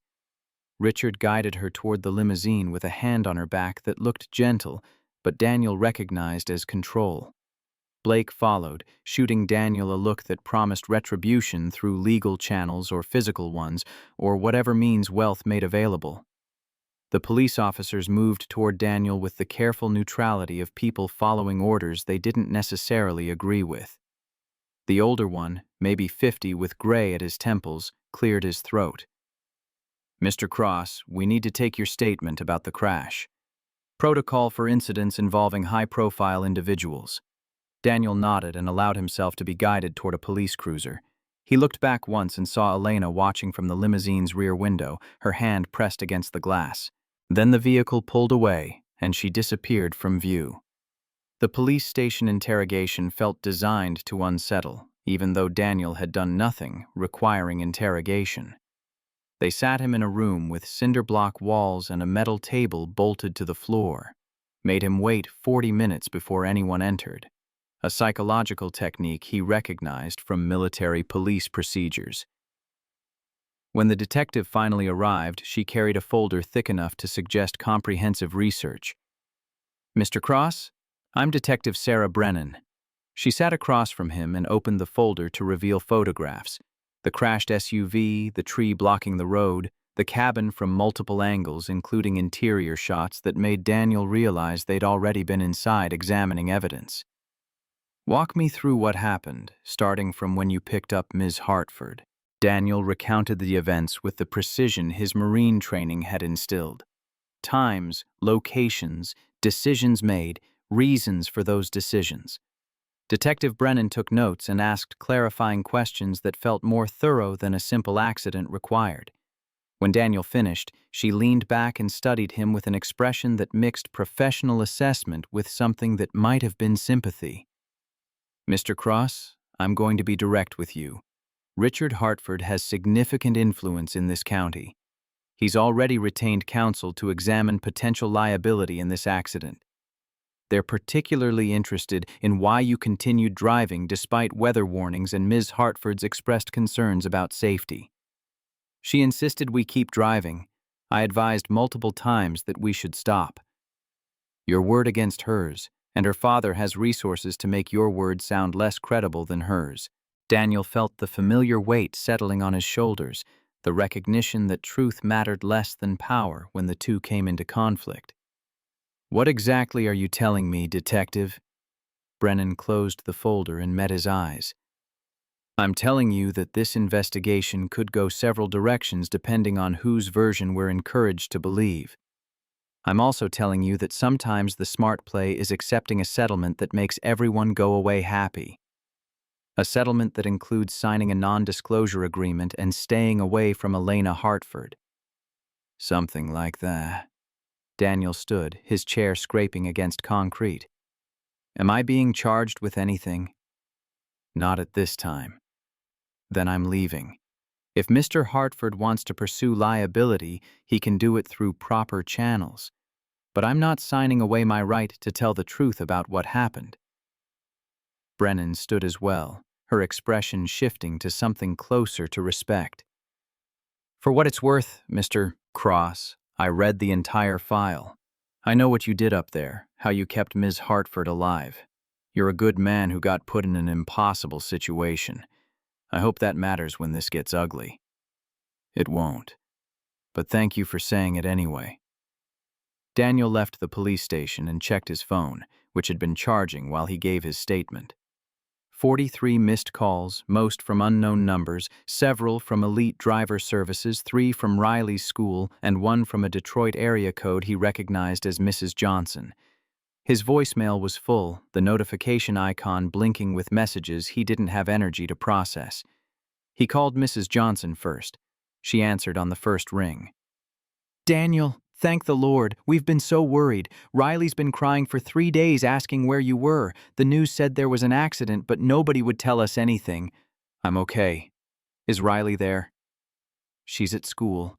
I kept her home yesterday, but today she insisted on going, said you'd want her to keep up with her math." "Daniel, honey, what happened?"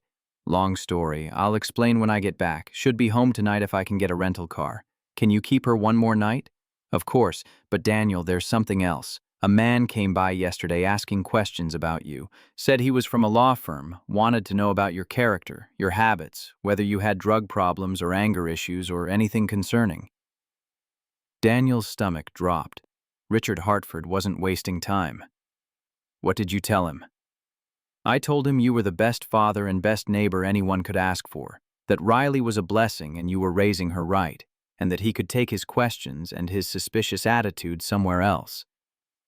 Mrs. Johnson's voice carried the fierce loyalty of someone who judged character through years of proximity rather than neat investigators' reports. But Daniel, if someone's digging into your life like that, you need to be careful. That's the kind of trouble that doesn't go away easy. I know. Thank you for protecting Riley. I'll see you tonight. He ended the call and stood in the hospital parking lot, calculating his next moves. The rental car agency was 3 miles away.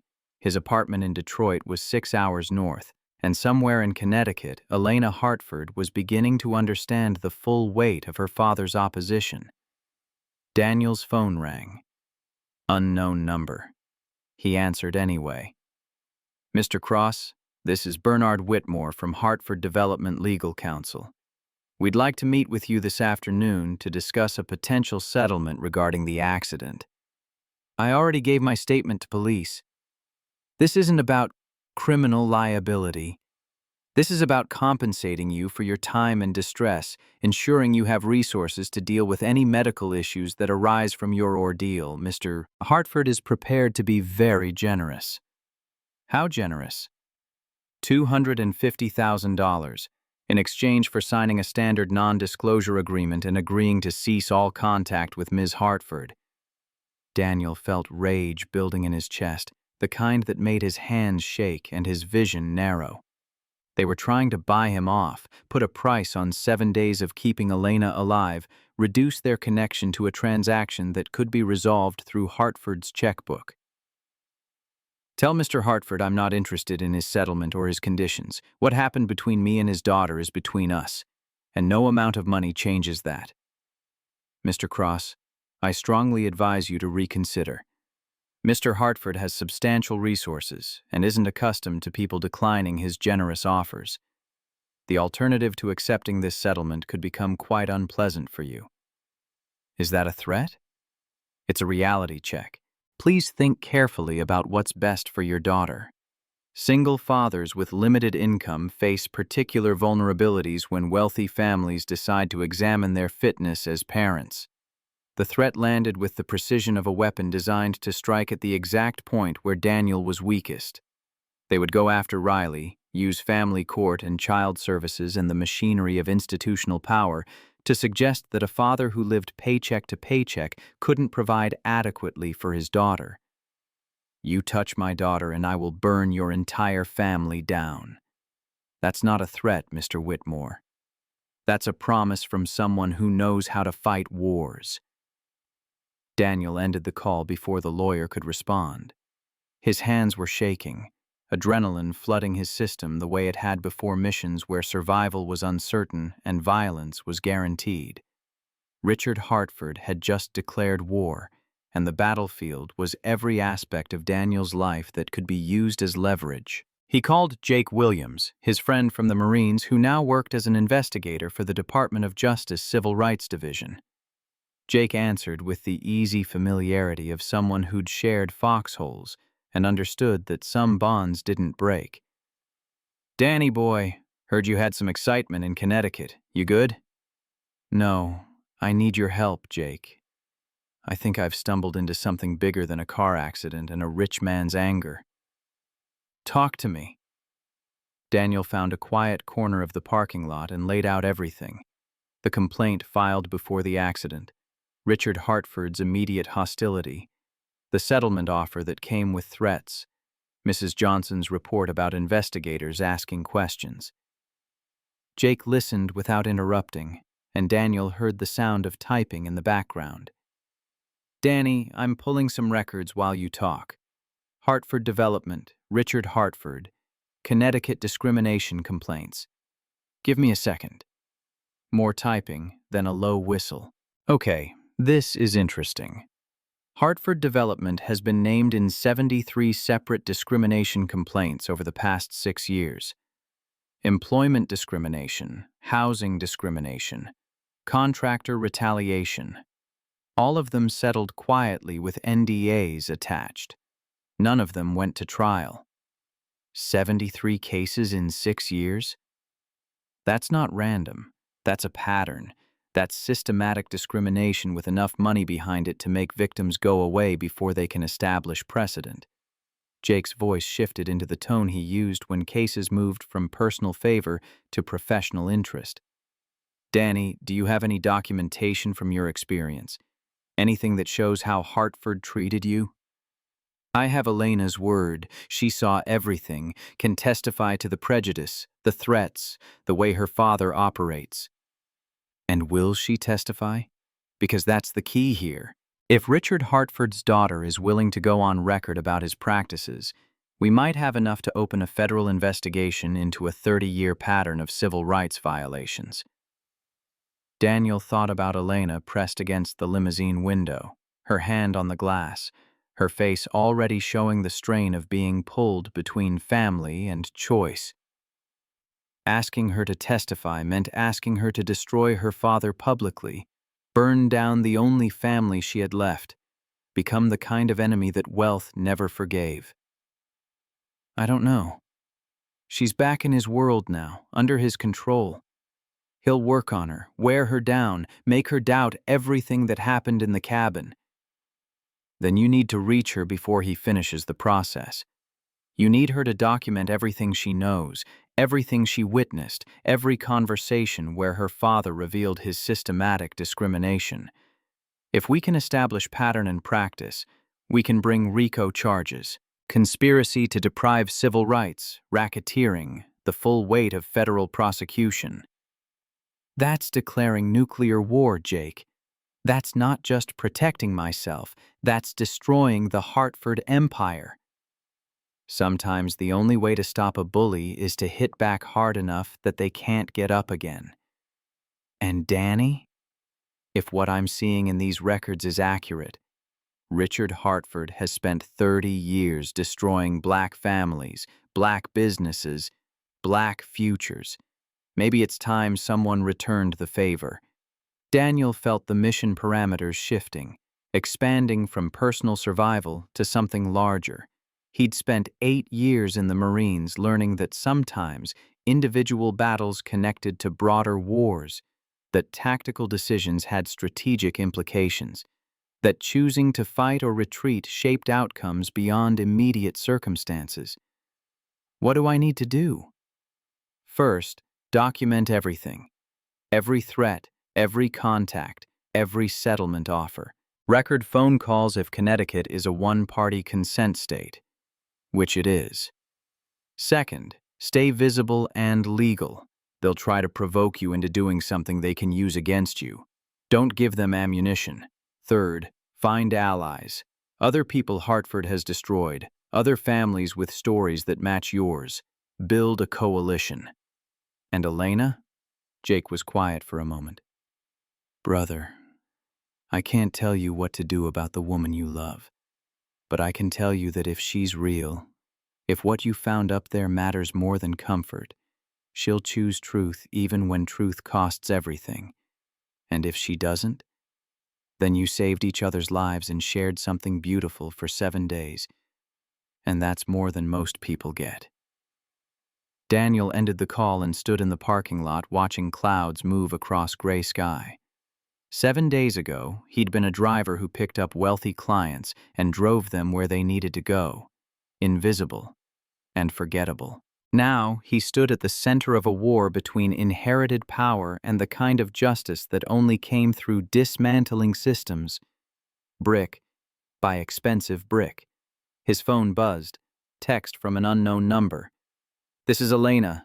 New phone. Dad took my old one. Can you meet me tonight? I'll come to Detroit. I have things to tell you about my father that you need to hear. Things I found in his office that explain everything. Daniel texted back. Are you safe? For now. He thinks I'm traumatized and compliant.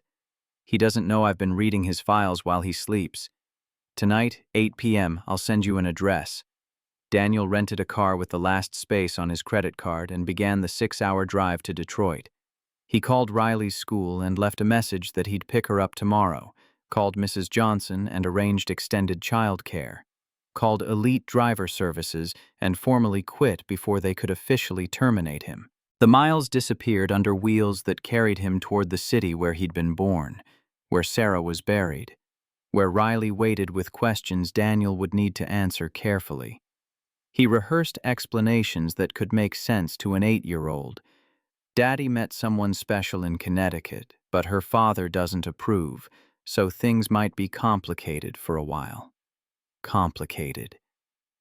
The word felt inadequate for describing war.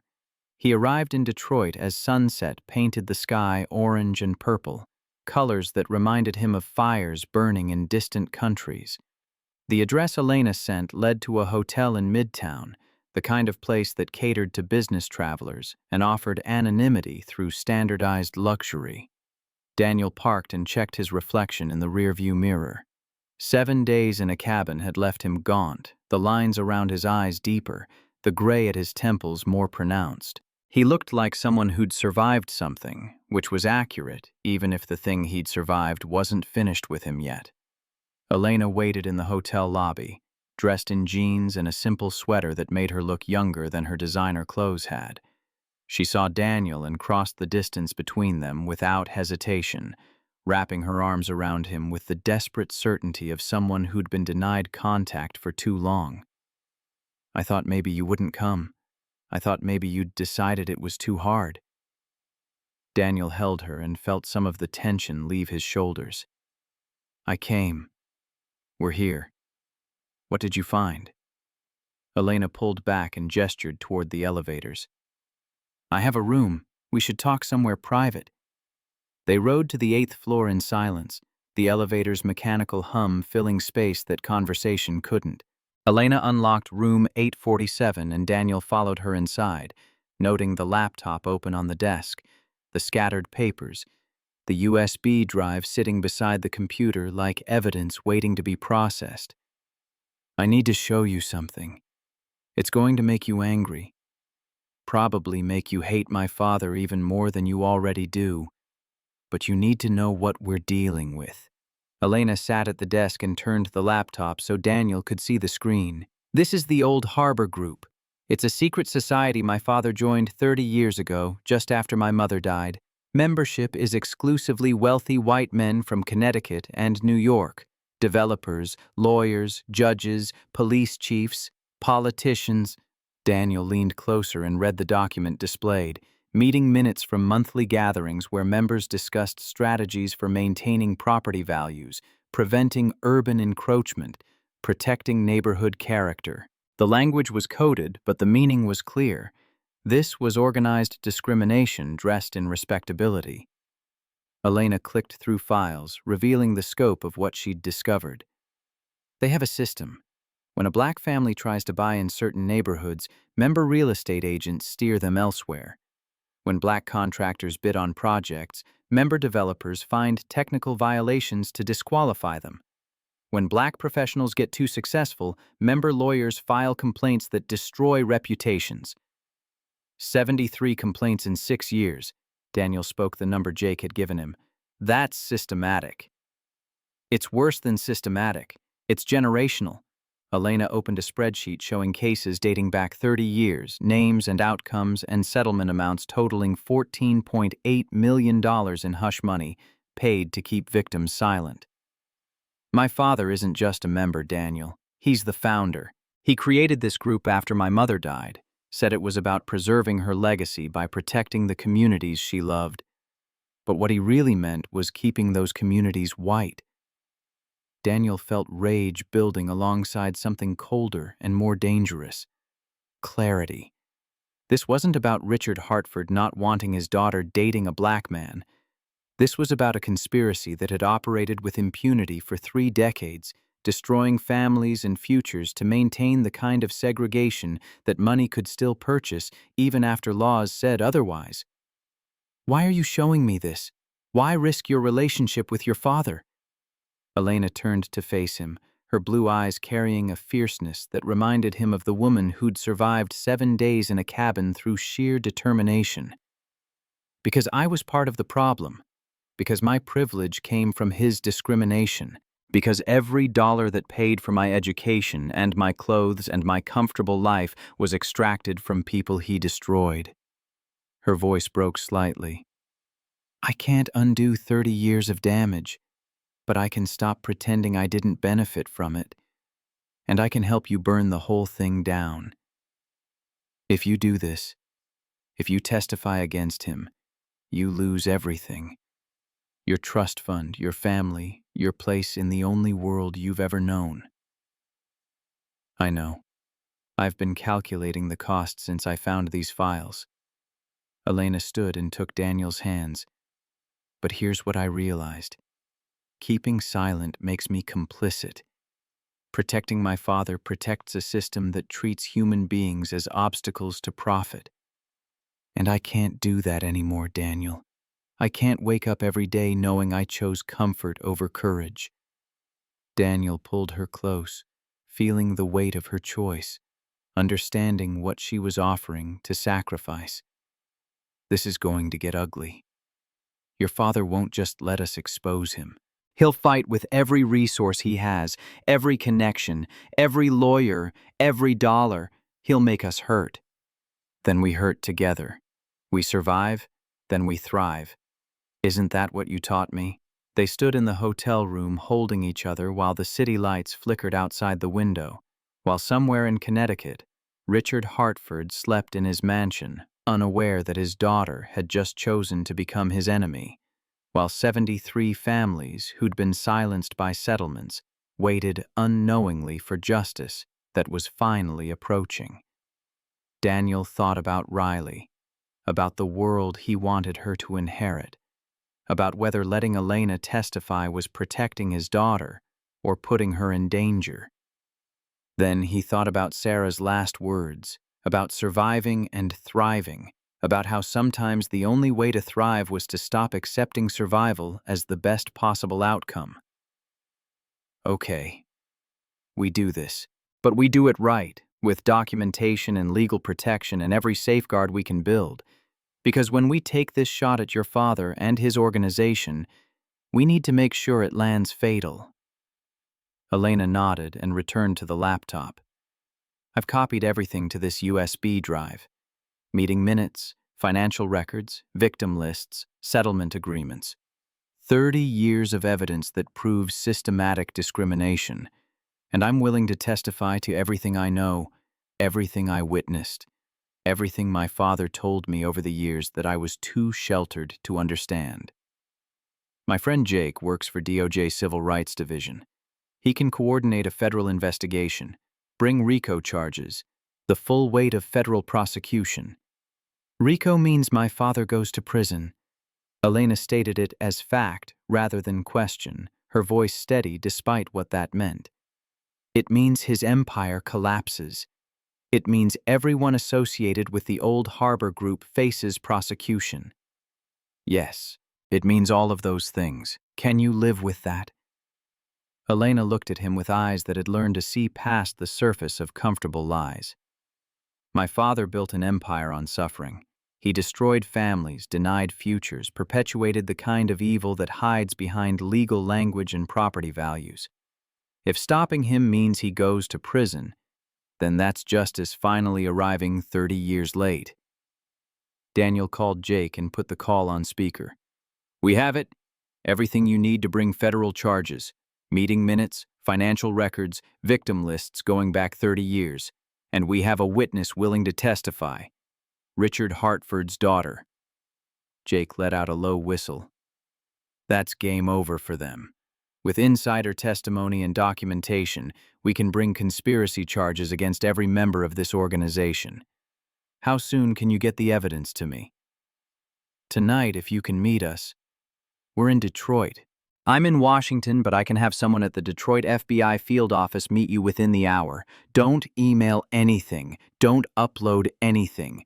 Maintain chain of custody like it's the only thing keeping you alive. Because it probably is. Daniel looked at Elena, saw her nod. "We'll be there." They drove to the FBI field office and spent 4 hours with agents who took Elena's statement, copied the files, photographed documents, and built the foundation for a prosecution that would take months to prepare, but decades to recover from. Elena answered questions with the precise detail of someone who'd grown up in the system she was now dismantling, providing context and connections that transformed raw data into prosecutorial narrative. Around midnight, Special Agent Rebecca Torres closed her notebook and looked at Elena with an expression that mixed professional respect and personal admiration. "Ms. Hartford, what you're doing takes extraordinary courage. But I need to make sure you understand what comes next. When your father learns you've cooperated with federal investigators, he will retaliate. He has resources to make your life very difficult. He's already making Daniel's life difficult. If testifying stops him from destroying more families, then whatever he does to me is worth it." Torres nodded and turned to Daniel. "Mr. Cross, we'll need your testimony as well. Every interaction with Mr. Hartford, every threat, every settlement offer. You're a victim of his discrimination, which makes you both witness and plaintiff in the civil suit that will follow criminal prosecution." "Whatever you need." Daniel felt exhaustion settling into his bones, the adrenaline that had sustained him through the interview process fading into awareness of how little he'd slept in the past week. "How long until you can move on this?" "We'll need 3 to 4 months to build the case properly. RICO prosecution requires meticulous documentation, chain of custody, witness preparation. We can't afford to rush and leave openings for expensive defense lawyers to exploit." Elena's face fell. 3 to 4 months? Daniel has to survive my father's attacks for 3 to 4 months before protection kicks in? We can offer some protection sooner, but full immunity and safeguards come after indictments. Until then, my advice is to stay visible. Document everything. Avoid situations where accusations can be made without witnesses. Daniel and Elena left the FBI building as dawn began painting the sky gray. They sat in Daniel's rental car in the parking lot, both too tired to drive, both processing what they'd just set in motion. "I need to see Riley." Daniel checked his phone and saw it was almost 6 in the morning. "She'll be waking up soon, probably worried about why I haven't come home yet. Can I meet her?" Daniel turned to look at Elena, seeing the hope and fear in her expression, understanding what she was really asking. Was this real enough to include his daughter, or was it still temporary enough to keep Riley protected from attachment?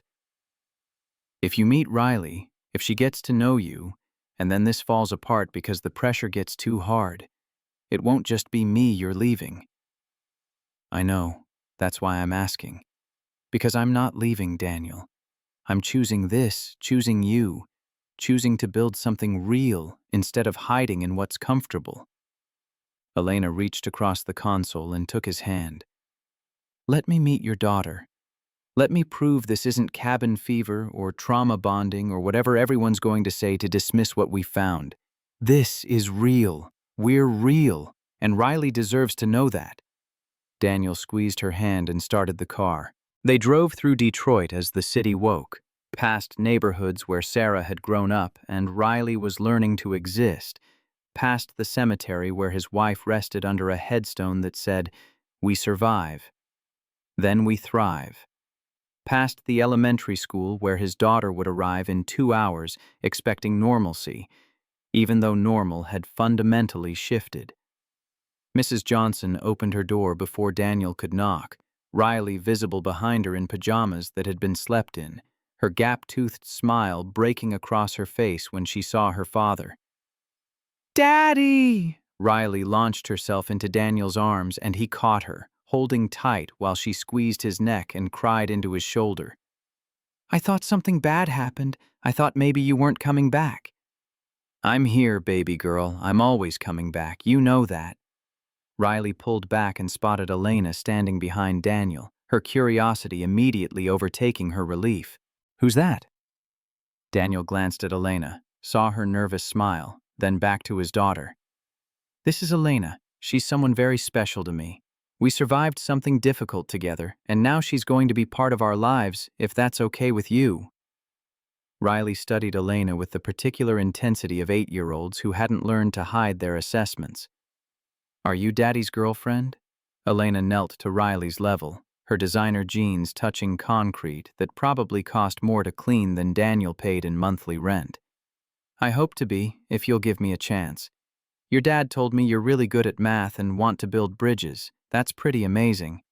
I'm in advanced math, but my teacher says I should focus on art instead because numbers are hard." Riley's voice carried the frustration of someone who'd been told their dreams were impractical. "But Daddy says I can do anything I work hard at." "Your daddy's right, and anyone who says numbers are too hard for you doesn't know what they're talking about." Elena reached into her pocket and pulled out her phone, opening an app that showed geometric bridge designs. "See these?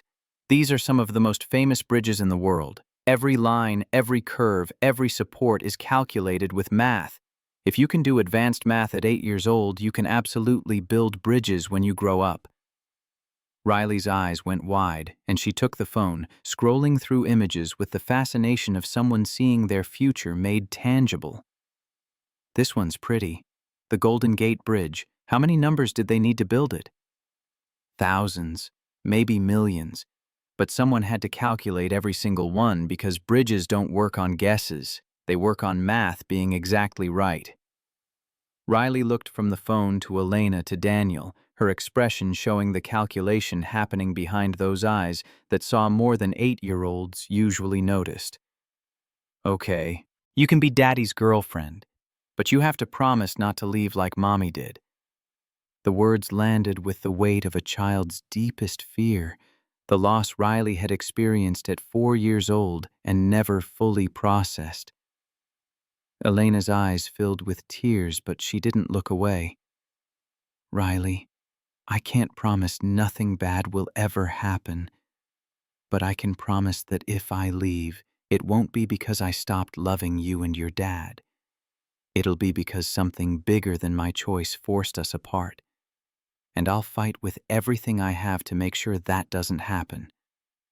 Riley considered this with the seriousness of someone weighing whether adults could be trusted. Then she nodded and returned to looking at bridge designs, satisfied with an answer that acknowledged reality instead of offering false certainty.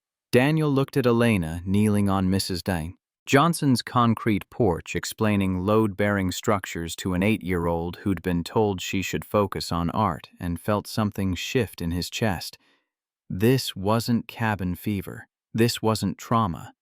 This was a woman choosing them despite every logical reason to walk away, choosing difficulty over comfort, choosing truth even when lies would have been easier.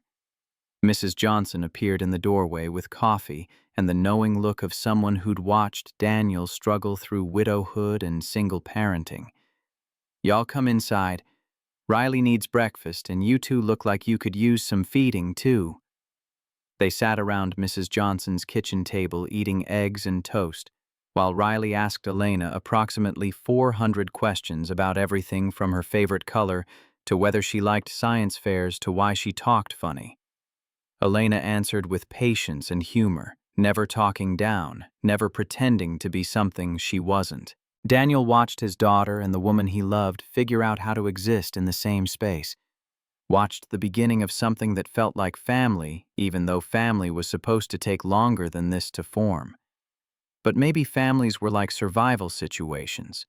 Sometimes they emerged fully formed from pressure and necessity and the recognition that some connections were too important to dismiss as temporary. His phone rang. Unknown number. He stepped into the hallway and answered. "Mr. Cross, this is Bernard Whitmore again. I'm calling with a final settlement offer. $500,000, full medical coverage for you and your daughter, and a guaranteed job placement at a company of your choosing, in exchange for the standard NDA and agreement to cease all contact with Ms. Hartford. This offer expires in 24 hours. Daniel looked back through the doorway at Elena helping Riley with her fractions homework, explaining numerators and denominators with the patience of someone who'd learned that teaching was love made tangible. Mr. Whitmore, I want you to deliver a message to Richard Hartford.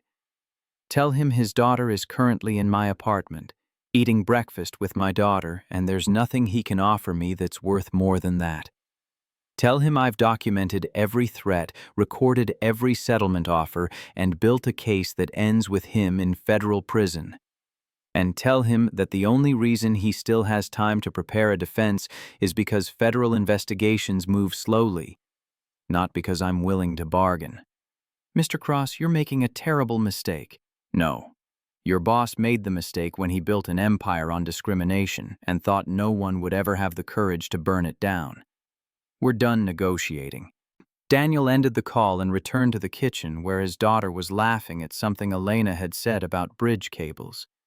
He sat down and poured himself more coffee and felt the weight of choices made, wars declared, futures uncertain, but chosen rather than accepted. Elena caught his eye across the table and mouthed, "Everything okay?" Daniel nodded and mouthed back, "Everything's perfect." Because perfect wasn't safe. Perfect wasn't easy. Perfect was sitting in a neighbor's kitchen at 7 in the morning, eating eggs with a daughter who'd stopped crying and a woman who'd sacrificed everything to choose love over loyalty, knowing that in 3 months the whole thing might explode. But for this moment, for this exact configuration of people and possibility, they had survived and were beginning to thrive. 3 months felt like both eternity and instant. The DOJ moved with bureaucratic precision. Depositions, grand jury, 847 pages of evidence. Richard Hartford hired 6 lawyers. Blake Morrison tried to flee to the Caymans, got arrested at airport.